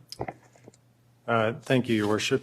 Should council wish to proceed with approval, then 4 motions are required. So there's a first and second reading under the municipal plan would be the first 2 motions, and then a first and second reading for the zoning. Okay, so on the municipal plan amendment, we need approval, first reading by title, if we're going that way. I'll take a motion for Councillor Sullivan. Councillor Hickey on the question. All in favor? Opposed? Motion carried. A law to amend the municipal plan bylaw. And I'll take motion to approve second reading by title. Councillor Stewart and Councillor Sullivan on the question. All in favor? No, hold on for 1 second here. Councillor Ogden has a question. Councillor Ogden? Comment. I'm just really pleased that we had everybody come out tonight give their points of view, because the residents had really good points of view, and it's really good to see the developer here. And I congratulate the council that we had a really good discussion about the future of our city, and that's the way democracy works, and I think it's just great that we did this. Thank you, Councillor. So we have the motion on the floor, so I'll call the question. All in favor? Opposed? Motion carried. A law to amend the municipal plan bylaw. Okay, so the zoning bylaw amendment, we need a motion to approve first reading by title. Councillor Hickey and Councillor Stewart on the question. All in favor? Opposed? Motion carried. A law to amend the zoning bylaw of the City of St. John. Okay, and I need a motion to approve a second reading by title. Councillor Hickey, Councillor Sullivan on the question. All in favor?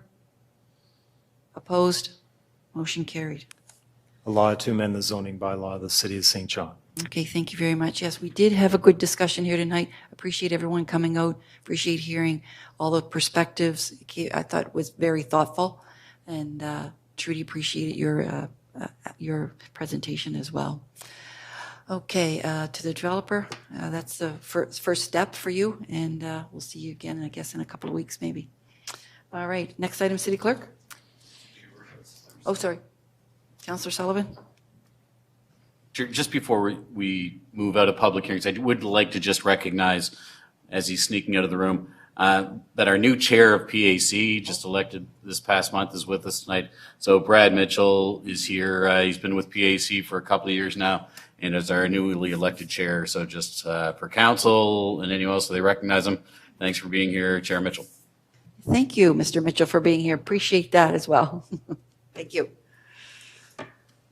Okay, next item, City Clerk. Thank you, Your Worship. Next on the agenda is item 10.2, and it's a traffic bylaw amendment regarding McNamara Drive, and this is third reading. Okay, I'm passing this one over to Mr. Commissioner Hugenholtz. Yes, good evening, Your Worship, members of council. At the January 22nd meeting of council, this council would have given first and second reading to an amendment to the city's traffic bylaw that would see the speed limit on McNamara Drive reduced from 50 to 40 kilometers per hour. Before you this evening is the third reading. And with that, I will turn it over to the chair for the appropriate readings. Okay. All right, so for council, we've got two motions required: approved reading by entirety and approved reading by title. So for the first motion, approved reading by entirety. Councillor Sullivan and Councillor Lowe on the question. All in favor? Opposed? Motion carried. A bylaw to amend a bylaw respecting traffic on streets in the City of St. John, bylaw number MV 10.1 and amendments thereto. A bylaw of the City of St. John entitled a bylaw respecting the traffic on streets in the City of St. John, bylaw number MV 10.1 and amendments thereto, enacted on the 7th day of October 2019, is hereby amended as follows. 1, Schedule L2, 40 kilometer per hour speed limit is amended by adding the following words under the following headings: street, McNamara Drive, limits, entire length. Okay, I need a motion to approve second reading by title. Councillor Redbon and Councillor Hickey on the question. All in favor? Opposed? Motion carried. Bylaw to amend a bylaw respecting the traffic on streets in the City of St. John, bylaw number MV 10.1 and amendments thereto. Thank you. Next item, City Clerk. And next is item 10.3, and it's a vehicle for hire bylaw amendment for first and second reading. Commissioner Hugenholtz, over to you for the introduction. Good evening again. Also at the last meeting, council did approve or consider and approve a change to the vehicle for hire bylaw that would see the maximum age of the taxi increased from 8 to 10 years. This is intended to respond to the difficult market conditions now for new and used cars. So before you this evening are the appropriate changes to the bylaw that were prepared by the General Counsel's office. Subject to any questions, I'll turn it back over to the chair for the appropriate readings. Okay, don't see any questions. Over to you, City Clerk, for the motions. Just the two readings required in this case: first reading by title and second reading by title. Move first reading by title. Councillor Stewart and Councillor Lowe on the question. All in favor? Opposed? Motion carried. Next item, sorry. Bylaw to amend a bylaw respecting the regulation and licensing of owners and operators of vehicles for hire in the city of St. John. Okay, I need a motion to approve second reading by title. Councillor Lowe and Councillor Stewart on the question. All in favor? Opposed? Motion carried. A bylaw to amend a bylaw respecting the regulation and licensing of owners and operators of vehicles for hire in the city of St. John.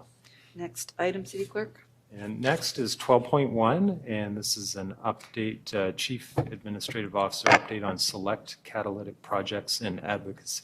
DAO, over to you for the update on the catalytic projects. Thank you, Your Worship. Good evening.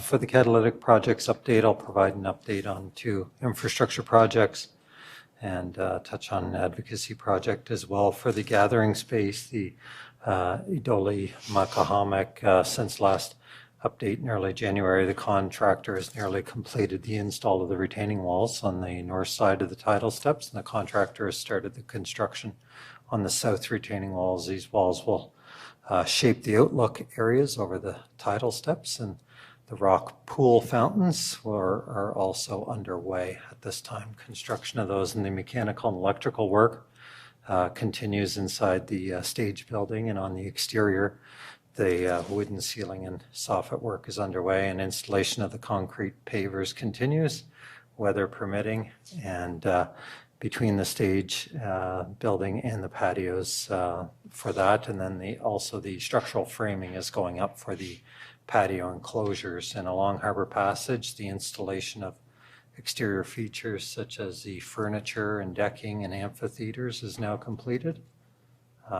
And the wooden handrail installation is progressing as well, weather permitting. So that wraps up the update for our gathering space. And as it relates to the Central Peninsula School and the Community Hub, the province, Anglophone South School District, and the city are continuing working on the plans associated with South End School, located adjacent to Rainbow Park, and the new North End School on Rope Walk Road, adjacent to the YMCA. And there are several subcommittees that are working through various parts of the project now as it relates to parking and public access and shared space and other typical engineering construction matters, and good progress is being made on all those aspects. The city will be beginning some engagement with the public in the spring of 2024 as it relates to Rainbow Park, and in particular on the placement of the Turner Brewer Memorial to an appropriate location in the park to accommodate the construction of the school. And the city is also involved in re-engaging with the community stakeholders for the North End Hub. And we're eagerly awaiting official commitment of funds from the province for the construction of that critical community amenity. And both schools remain officially slated to be opened in September of 2026. And switching to the advocacy projects as it relates to affordable housing, the city team continues to work with on the council's priority of affordable housing, the Rapid Housing Initiative, known as Bear Green Residences, a project by Kaleidoscope that will bring 39 units to Broadview Street, was formally announced by the federal government on January 11th of 2024, and the developer is working through finalizing a number of items like bonds and insurance and building design so that the developer can get going again as soon as possible, and likely around the March timeframe. And on January 17th, the success of the city's Housing Accelerator Fund application was confirmed by the Prime Minister when he visited, with $9.18 million funding to eliminate barriers to help build housing faster, and the funding will be dispersed over a number of years and used to implement the city's Housing Accelerator Fund action plan, which was presented at the last council meeting. And the funding agreement requires the city to permit 1,124 new units built over the next 3 years, of which a minimum of 9% in accordance with our agreement, has to be affordable housing. So we're in the project planning process at this time, and more information will be released as action plan initiatives are launched. And lastly, as it relates to post-secondary education, just a brief update on that one. That construction continues out at UNBSJ on the new facility that's part of the new Health and Social Innovation Center. And Your Worship, that concludes my brief verbal update. Excellent, thank you. Lots going on. Itoli Magahamik, and I say it as often as I can, just so my lips get used to it, looks fantastic. It's really coming along. The structures are all going in, like the CEO said, to hold the glass enclosures, so it's a pretty exciting time down there. So I'll take a receive and for information on that one. Councillor Norton and Councillor Hickey on the question. All in favor? Opposed? Motion carried. Thank you. Next item, City Clerk. Thank you, Your Worship. Next item is 12.2, a staff presentation, Wastewise first year anniversary results. Okay, I'm sending this one over to Commissioner Hugenholtz for the intro as well. Good evening, Your Worship, members of council. It's been approximately 15 months since the start of the new Wastewise program that saw a complete change in solid waste collection in our community. This included the introduction of a cart system for garbage collection, as well as finally the introduction of curbside recycling collection, as well as bag tags for additional waste. This is arguably one of the most significant changes to public works service delivery in the city in a generation. And by the results that will be presented here this evening, it has been a resounding success, resulting in a significant increase in waste diversion away from the landfill. Before I turn it over to Director O'Reilly, I do want to recognize his efforts and those of the entire team involved in delivering this important service. There have been plenty of challenges along the way, but the team really came together and overcome those obstacles and are successful in delivering this important service to the community. With that, I'll turn it over to Director O'Reilly. Thanks, Commissioner. So I have a number up on the screen here. It's a pretty big one, 300,000. Did you know that in just 1 year since the implementation of Wastewise, residents of St. John have prevented an estimated 300,000 bags of garbage from entering our landfill, just in 1 year? So how did we get there?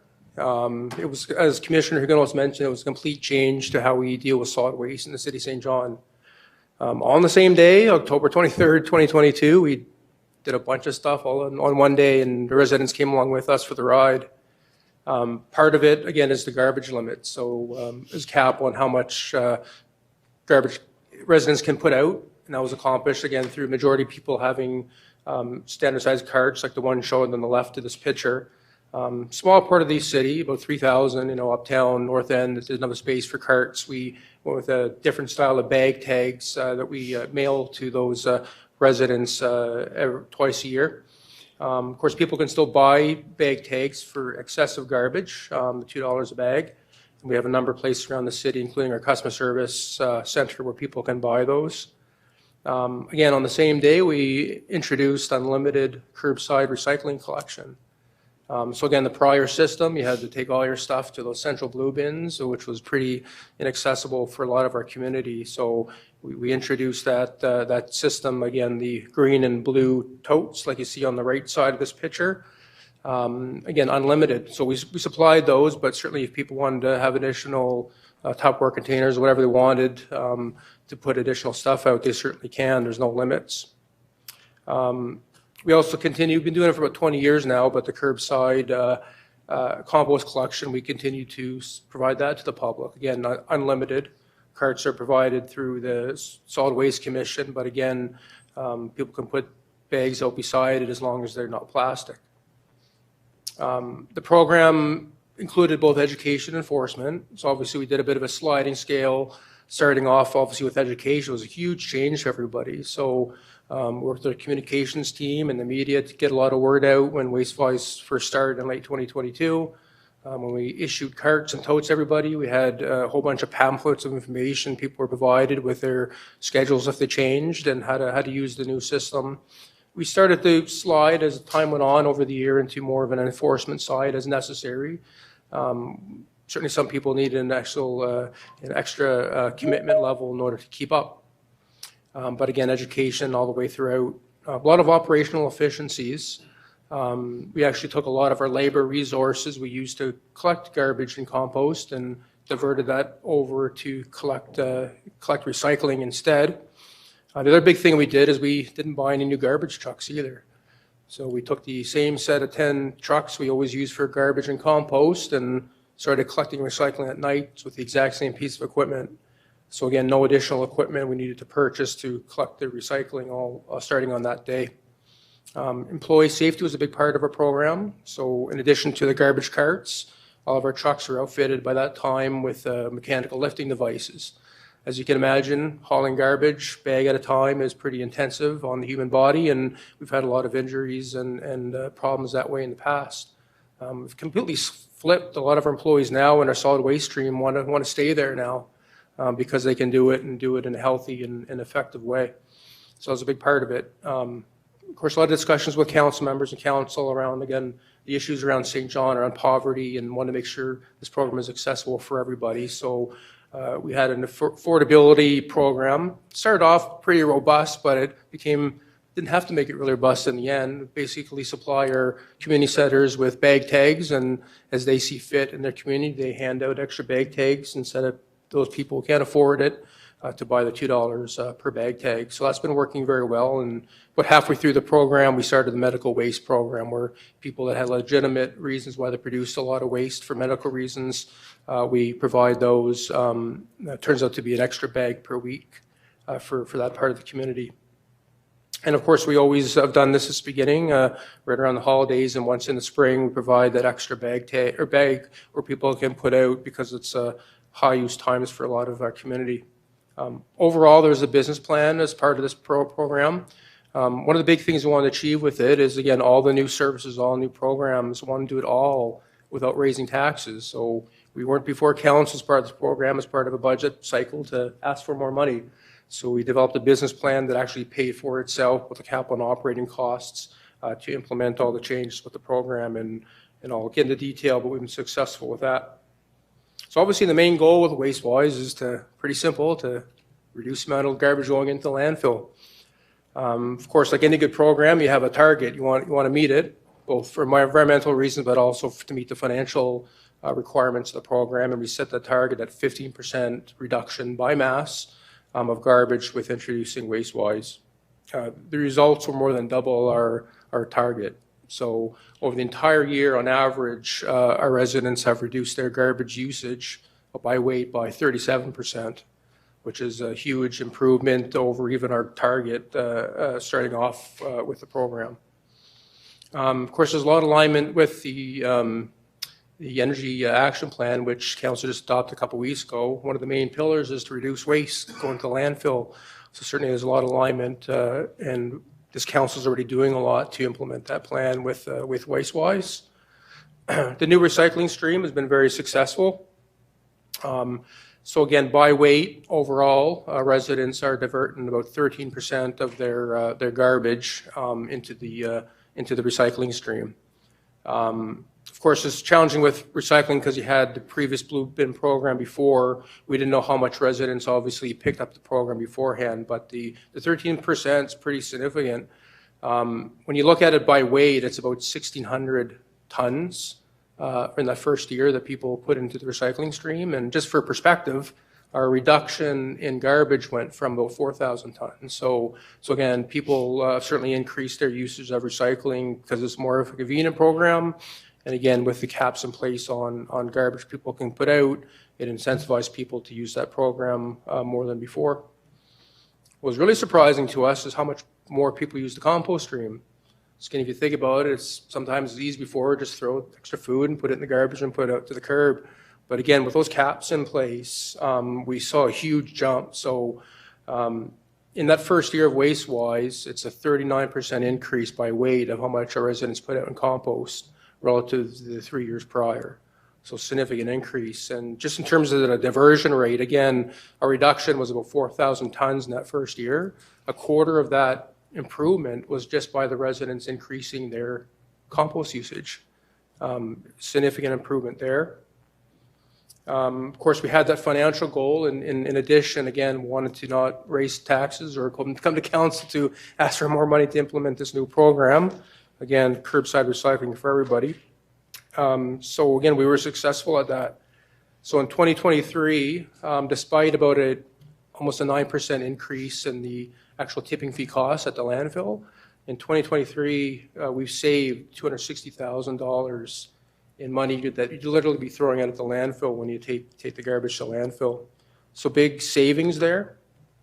And then in addition to that, almost $240,000 in revenues that the city acquired as a result of sale of bag tags. So overall, it's about $500,000 net savings just in 1 year. And about half of that is used for the operating costs of Wastewise. The other $250,000 is going to repay the initial $3 million investment in all the carts and totes and the helping hands, again, contributing to that 9-year payback on the capital costs. So we've been very successful there.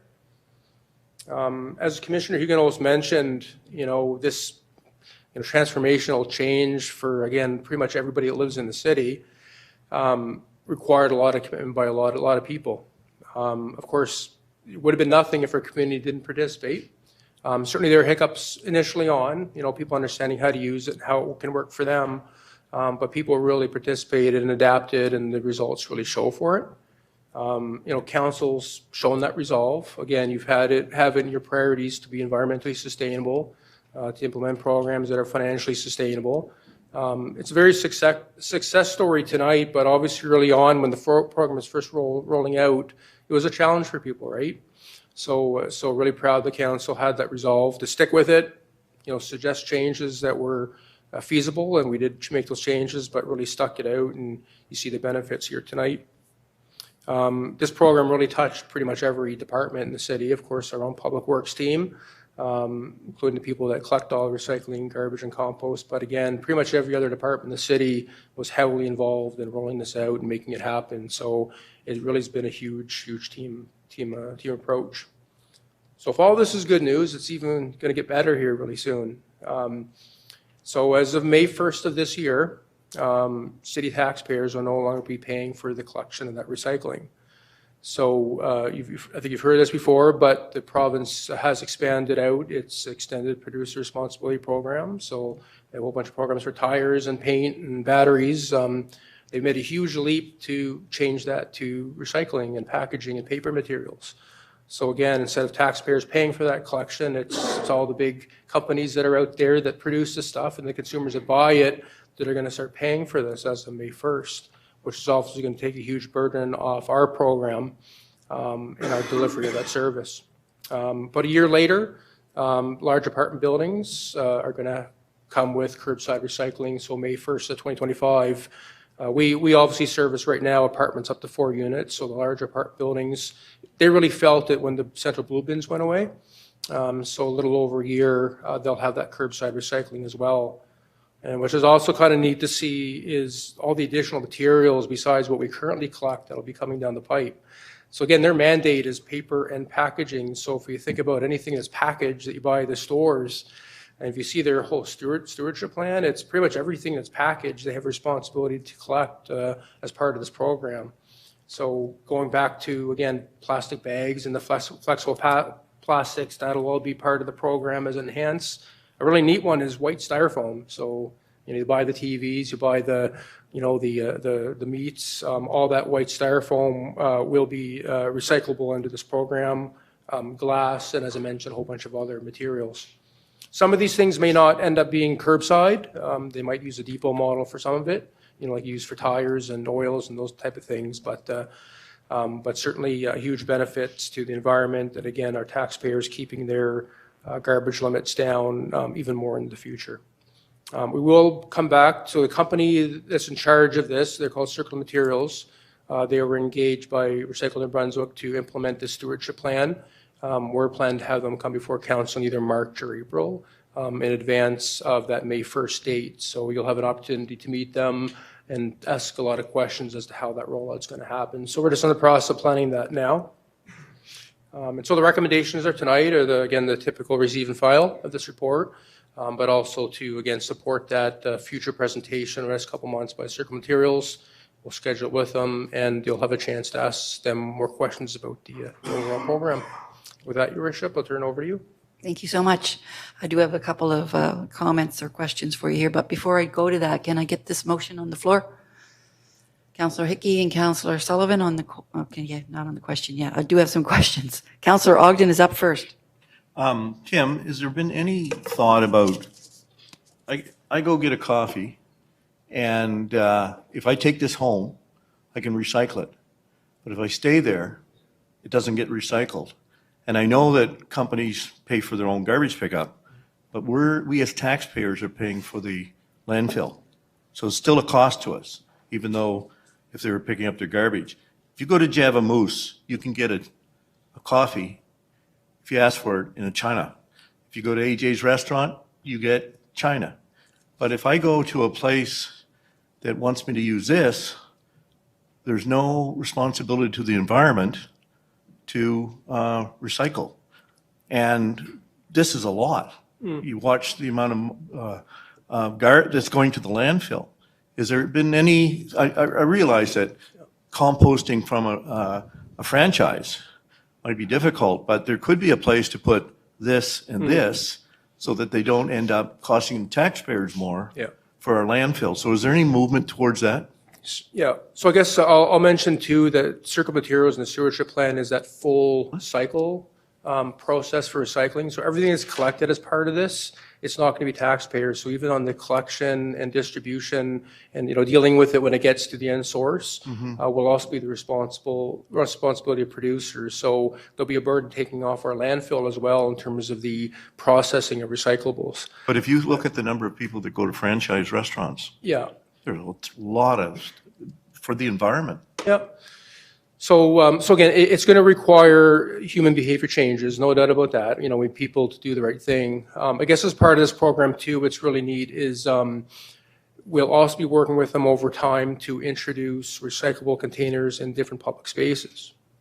So that's coming down the pipe as well as part of this program. So again, instead of having just garbage receptacles in our parks, there's also going to be recyclable receptacles. So again, it does require the human behavior changes to make it happen instead of throwing it in the garbage. But with our subsidy limits on garbage, garbage caps, making it more convenient for people to recycle, it makes that choice easier for people to make. Well, I noticed during COVID that everybody switched out of China for COVID reasons, but there's no reason why they can't switch back, because you used to get China. I always had a China mug, tastes better, and it's the mug is recyclable. Yeah. So I think that COVID created some environmental problems for us that now we can go back. Yeah. And I guess maybe the final comment again, because it goes back on the producers to deal with this, that part of their business plan is to recoup the materials and reintroduce it to make other products, right? So if that's not captured going forward, they don't have that revenue stream. So then it goes on to the consumers of the products that have to pay more for it. So again, it does require human behavior changes, but overall, there's a financial incentive as well for people to, choose other products to carry materials in, or if they happen to have convenient products to deal with them in an appropriate way. Thank you. Yep. Councillor Hickey, over to you. Thanks very much, Your Worship. Tim, I think you made my whole week with this. How exciting! In particular, the addition of 4+ units to recycling collection. I think that's massive accomplishment for us, and certainly once that comes to fruition, I think just another example of rewarding density in our communities, and I think it's really important. Kind of on the similar line to Councillor Ogden's question, what about will we ever look at opportunities for our smaller businesses to be able to seek options around recycling that would have been lost when we lost the localized depots? Yeah, good question. So yeah, certainly as part of our program, certainly as part of the provincial legislation, it does not deal with businesses, deals with school, deals with the front end consumer, but not on the business end. I guess if the only thing I can say is no matter what motivates you as a business, whether it's financial reasons, environmental reasons, there's a lot of reasons to do this, right? So city has, for example, a business case to introduce recycling that has a cost-neutral system around it, right? So what we're trying to do is providing a lot of education to businesses to say, it's still going to cost you money to deal with your garbage. But if you can take some of the garbage out and have it, recyclable instead of dealing it with all garbage, it may save you some money too, or at least reduce your costs. We do know that there are businesses around the city and elsewhere that, transport this material for private businesses. And I guess the same thing as everything else, if there's enough momentum in the business community in St. John to do this more, it'll just generate more businesses that will help them do that more. But yeah, it's our program and the Recycling of Brunswick program, the stewardship plan, it doesn't include businesses. But again, the motivation was financial and environmental. We obviously hope to see businesses come on board as well to do the right thing over time. Thank you. Councillor Sullivan? Thanks, Your Worship. Thanks, Tim, and the whole city team who has done this. Love the saving money part. Really like the green environment part.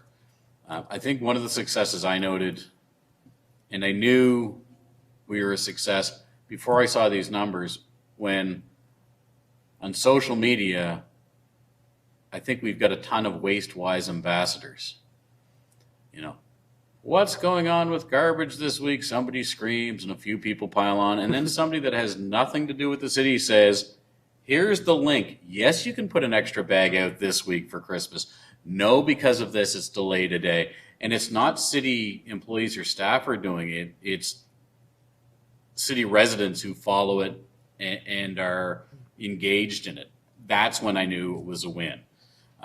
So thank you to the staff. Thank you to all the Wastewise ambassadors that are out there helping spread the word and educate our neighbors.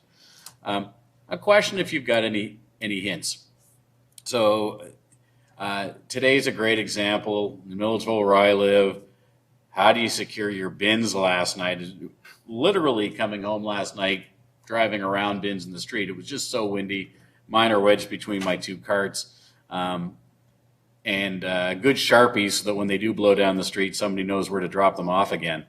Do you have any hints for negotiating that? I had somebody email me today and lament the old big bins that we had to drive to because the bins wouldn't blow away. Any hints for weather like we're experiencing? Yeah, so again, we're not the only place to do this for sure. And where there's wind, there's going to be blowing around totes. I mean, it's part of the situation. We as staff are doing a better and better job of nesting them, right? So, make sure the covers below them nest together. That just adds more weight to prevent them from blowing around. I guess if you can time it right as a resident, you can kind of get a sense generally where people come around and do the collection. That'll be helpful as well. I do know when they switch over in May that they're looking at their collection cycle for recycling. Again, I can't make any promises at this point, but it's certainly a challenge for our residents because we do the collection at night to be kind of Johnny on the spot to come collect the totes right after the collection. But they are reviewing whether that's going to continue all night or not. Could go over into the daytime. But no, I mean, again, if people want to use different totes, they can. If they have a big, Tupperware container or something they want to use, they can certainly use those in place of the totes that we reproduce, as long as they're liftable and we can dump them in the trucks. It doesn't matter what people use. Okay. Thanks very much. Great job. Thank you. Councillor Redwan. Thank you, Mayor. First of all, I just wanted to say congratulations to the residents for saving 4,000 tons of waste into the landfill.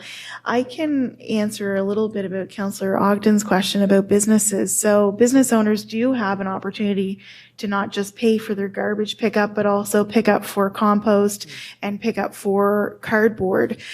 Sometimes some of the challenges is you might not have enough land to put all these bins on. So that ends up being a bit of a challenge. So I know there's a lot of businesses that want to be able to do more, but don't have the physical space to be able to do it in their defense. So, but I also wanted to mention, I was, of course, as you know, Director O'Reilly, the most resistant counselor to say yes, because I was worried about how this would all unveil. And I just want to commend staff, because I think you were really able to pivot very quickly and, and able to put these programs in. That was my biggest concern, was how do we make sure the most vulnerable in the community are not going to have to pay more? So you put that program in place. And then after this all took off and there was issues with collection in certain areas, we'd get a hold of you or your staff and they would just be totally on it. When it came to the medical waste, that was a huge one that I didn't think of ahead of time, and you were very quick to pivot. So I think staff did an incredible job. It's such a huge project, right? And that's why I thought we need to do this, but are you ready, right? That was always my biggest concern. So hats off to you running this whole production. I'm just kind of curious at the same time. My only question is, so obviously once we're not collecting recycling, then our staff are still, paid to do other things. Any idea how you're going to reallocate resources? Yeah, another great news story. So we know, one of the issues both winter and summer is just taking care of our city more and looking at making it look better. We're going to put more resources this summer into, simple things, but beneficial things for the community, like garbage collection, those pole baskets uptown, pick those up more grass cutting in and around the community. Just, again, make our city more pleasing to our residents. So that's the intent going into the summer, is to put those people into that. And then in the winter, we're going to plan to use those people to plow our streets and sidewalks more. Oh, that's right? music to my ears. Yeah. I mean, I'll comment here too. I mean, we implemented this program, it's challenging enough as it is, but right in the middle of sustainability, right? So not only we're trying to implement the program with no additional costs, we're also dealing with a whole bunch of other reductions in resources because of the sustainability program in 2020. So this is really a matter of building back some of the capacity with some of the things that their citizens really noticed that they lost. We had to make some of those reductions. So yeah, it's basically to make our city more beautiful, both summer and winter, is for use those resources. Yeah. That's wonderful news. Thank you. Thank you, Councillor. Director O'Reilly, it's a great report. I loved it. I'm a big recycler, always have been.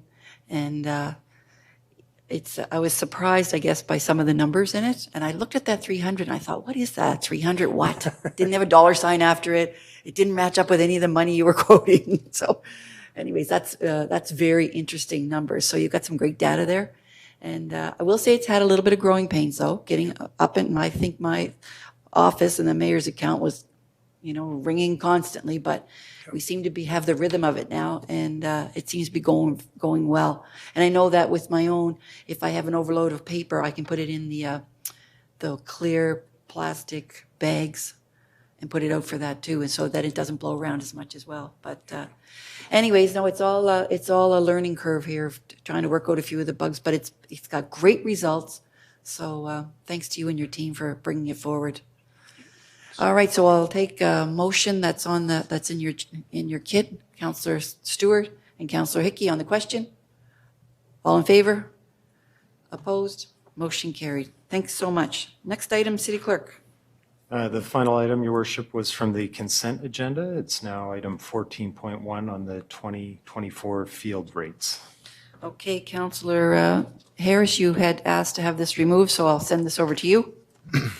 Yeah, it's pretty simple for me, Mayor. It's now year 3 since we've been having a conversation about the subsidization policy and how it interacts with our field rates. At this point in time, with the rising cost of just about everything that we do as a city, that everybody can appreciate because their costs have gone up across the board, the rising demand that exists for pro kids, I can't in good conscience increase the rate that we charge to users while decreasing the level of service.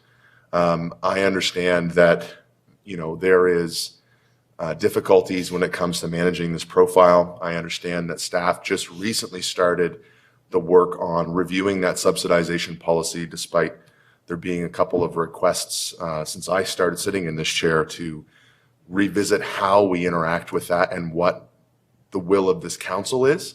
I understand there's a carryover from the will of the last council that had inspired that subsidization policy, but I can't vote for it. So my motion is very simple, to freeze rates for this year and to review it when the review of the subsidization policy work is done.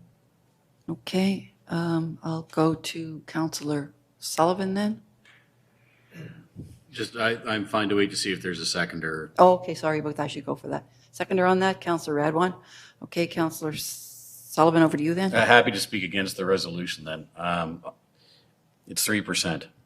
Right now, our fields in summer recuperate 15% of what it actually costs us to operate. We need the subsidization policy, because if memory serves, and staff can correct me, not so much on the youth end of things, but if I remember correctly, we're operating on a policy where we were ramping up to adults paying 95% of 50% of the actual cost. And those adults are anybody who's using the fields, which means St. John residents are subsidizing non-St. John taxpayers whenever they use our fields. So if you have a corporate team out playing, it doesn't matter where people are from, St. John taxpayers are paying over half of their fees to actually use our resources and our fields. 3%, I don't think we can get to a place where we politically freeze rates,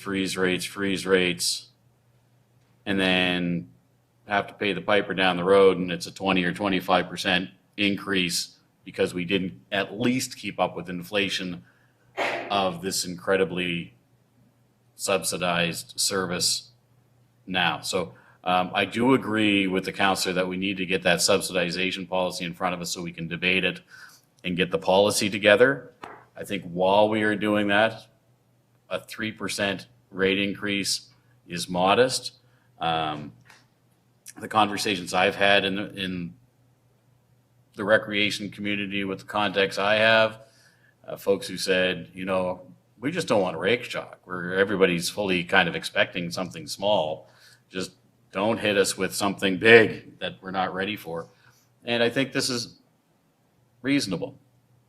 Thank you. Thank you. Councillor Ogden, over to you. I'm not for increasing rates at all, and I think we don't look at the value of recreation. We wouldn't have a recreation department if it wasn't for volunteers, and volunteers make this happen. It's a free service that volunteers make happen. And when you look at learning, a child has to get 45 minutes of exercise a day to learn. And I witnessed when I was in the educational system that the bureaucrats kept cutting recreation and gym classes and everything because they didn't see the value in gym class or sports teams. And that has not really recovered because this bureaucratic idea of what education is. And so I saw it in the school system, and then I think it carries over into our culture where parents are not encouraging their kids as much. And maybe that's part of a transportation thing because we need outdoor artificial rinks, fields inside the communities where we're not relying on transportation or people that don't have a need. We have the highest child poverty rate in the country. So recreation is one of those ways that we defeat poverty and attract new citizens to our city. So I don't think we look at the value of recreation. It fights mental health problems. It helps our learning. It certainly lowers vandalism and police costs when you have an active community. So I don't think that we're looking at the big picture of recreation here. We're just looking at it from a pure mathematical point of view, and we're not looking at it from the human point of view. That's why we have cities.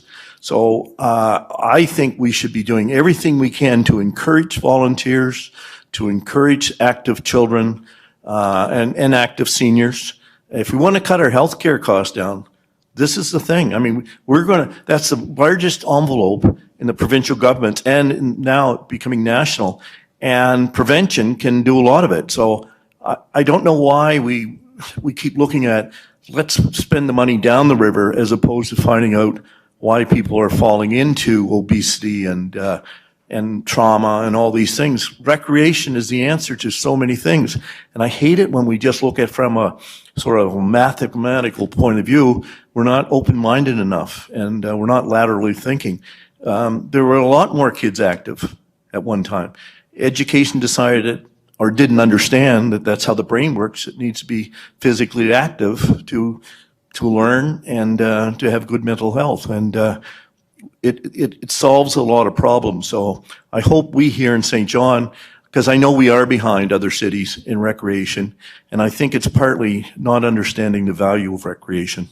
And I want to thank all those volunteers out there. So I can't support an increase at all. Thank you. Thank you, Councillor. Councillor Redwan? Thank you, Mayor, and thank you to Councillor Ogden. I completely agree, and I think it really helps us build leadership too in our community. So I guess that my concern and the reason why I was supporting Councillor Harris's motion, I appreciate that, is because we're looking to recoup $6,000. You know, in the grand scheme of things, I think that it doesn't, you know, it's not a lot of money that we're talking about, but to some people, it's a whole lot of money. So, and the thing that's really making me reluctant to go ahead and support increasing the rates is this. As far as I know, Pro Kids is now not funding anybody else. Like, they've come to their cap. And, you know, this could basically be a situation where a child is able to participate in recreation or not. So 3% might not seem like a lot in the grand scheme of things, but to some households, it's everything. So I'm not in favor of supporting. The other thing that I'd like to discuss is that it is much needed, the subsidization policy. I totally agree.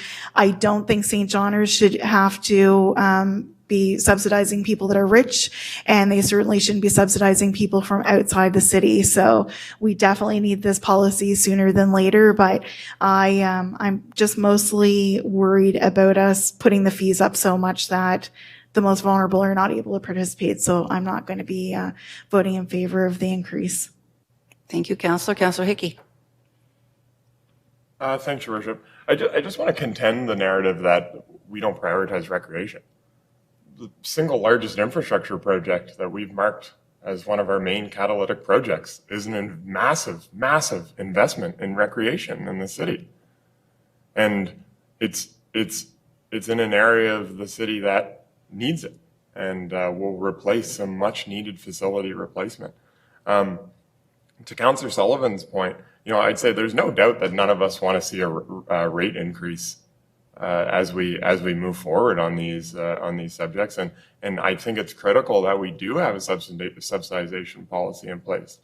But I also think it's reasonable to expect that there will be modest increases well outside of the line of what inflation has been this year. That is very reasonable. I think that until we have that subsidization policy in place, having these modest increases is not only something that I think is long-term thinking, but I think the alternative is rather short-term thinking. And I guess I would pose the question to this motion of saying, what's the alternative, right? If we don't do this, what do we lose? Okay, Councillor Harris, you're going to wrap up your comments? Yeah, so the answer to that is $6,000. And the broader answer to that is, how can we, in good conscience, raise the rate on anything when we're not even aware of how we benchmark in what level of service we provide in our facilities to other comparable cities like Moncton and Fredericton? I have heard from coach after coach about what it's like to play on our fields and our courts and our facilities compared to what they hear for feedback from other coaches in Moncton and Fredericton, in Miramichi. So it may be a small, modest increase, but you don't raise it by a cent if you can't consider the broader data, in my opinion. And I would say we freeze the rates until we can have that comparative benchmarking, until we can see exactly what level of service we're providing, how many kids we're leaving out from Pro Kids, and how much we really care about providing good and affordable access to recreation in the city. That's the starting question, not how much can you cost recover on the users. That is not the starting question that I believe is a good starting question. So Okay, so maybe I'll ask Jen, do you have anything to contribute to this? Because I'm going to get into a back and forth here, I think, with council of the rates going up, or CAO. Maybe I'll get the CAO. Thank you, Your Worship. Yeah, just in terms of some insight into the numbers we looked at. So the New Brunswick CPI average, when looking at that in terms of what occurred in New Brunswick in 2022, was 7.3%. And recommended and adopted was 3% increase for 2022. And then for 2023, for 2023, it was the CPI average was 3.6 in New Brunswick, and it was 3% increase. So we're recommending a 3% increase for this year, and not sure where inflation will be in New Brunswick CPI for 2024, but we expect that will be in line with the recommended rate increase, just to provide that perspective. Okay, thank you. I've got Councillor Ogden, Councillor Sullivan, Councillor Hickey. Do we want to just call the question, see where this goes? Okay. Oh. Okay. All right. Councillor Ogden, back over to you. What Brent had said was, I've spent 5 decades coaching boys and girls sports, and about 35 years ago, St. John really started to fall behind. Now, part of it was we lost thousands of federal jobs, but a big part of it is we give up our industrial tax to the province of New Brunswick, which is about $10 million a year. And that has played a role in us not having facilities and our poverty growing. And one of the best ways to defeat poverty, and I've coached kids all my life who are very poor, is that recreation really, really helps solve the poverty issue. And I think we're looking at this from a very narrow point of view. I think the province has a role here. Look at the industrial tax they take from us, and look at the money that they keep spending on healthcare, which is down the river, instead of prevention. You see it in the educational system. You see it in our city. We stopped spending money, and Councillor Hickey's right. With this new council, we started spending money on recreation, but we are far, far behind Moncton and Fredericton and Halifax in terms of recreational facilities. And a lot of our parents travel, and they see it. I've seen it all my life, but it started about 35 years ago. So our industrial tax, the loss of that $10 million, the loss of the federal jobs took wealth out of this city, but the city, I think, stopped prioritizing recreation. And thank God, we have made it one of our top priorities as council, and that's good. But we've got a long way to go. And if we think because we fix up one field, we've got 2 artificial fields in this city. Every high school in Moncton has an artificial field. So we've really fallen behind, and artificial fields triple the usage. So, and we have the bigger reason because we have the higher poverty rate compared to Moncton and Fredericton. We need our money here, and we need to spend money in recreation, and we have to understand what recreation does. It's probably the cheapest department we run in this city because it's all by volunteers. And so we should be encouraging that, not nickel and diming people. It's very narrow-minded thinking. And I hope that we spend a lot more money on recreation in the future. Thank you. Thank you. Councillor Sullivan, over to you. This is strategic, responsible thinking. Many of us around this table have spent a lot of time volunteering our time in coaching and know about recreation. A decade in hockey, I volunteered my time, including taking the abuse as president of St. John Youth. I have coached Canada Games sailing teams. I coach high school swim teams. Volunteer time. I have spent tons of my time volunteering in sports. Few of which, by the way, are subsidized by the city of St. John. The motion we have before us right now gives the rich kids a subsidy, gives the poor kids a subsidy. gives the rich adults a subsidy, whether they live in St. John or not, and gives the poor adults a subsidy. But most of the sports teams that I understand that are adults are either pickup recreation leagues where people are paying their own shot, or they've got sponsors. The motion we have before us gives it away to everybody. It's poor policy. I certainly understand that we're only talking about $6,000 and this has taken time. I'm talking about policy. We have something available to us this year, councillors, to remind you in our budget that we have $1,500 we could give to a function.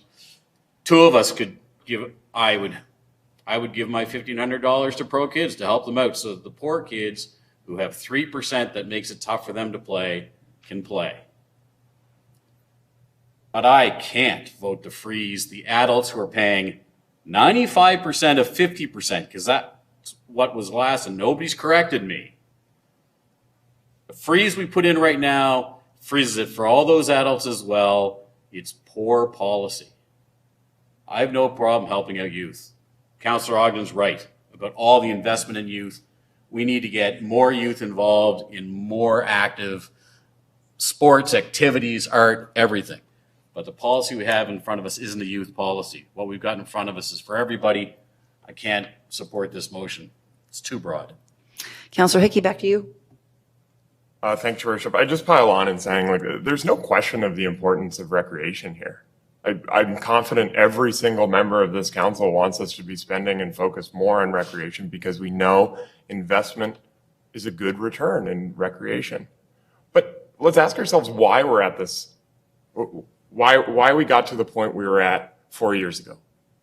And it was because we were making short-term policy decisions that weren't paying for themselves in the interim and were putting us in a position where we ended up having to make big sticker shock decisions to field rates, right?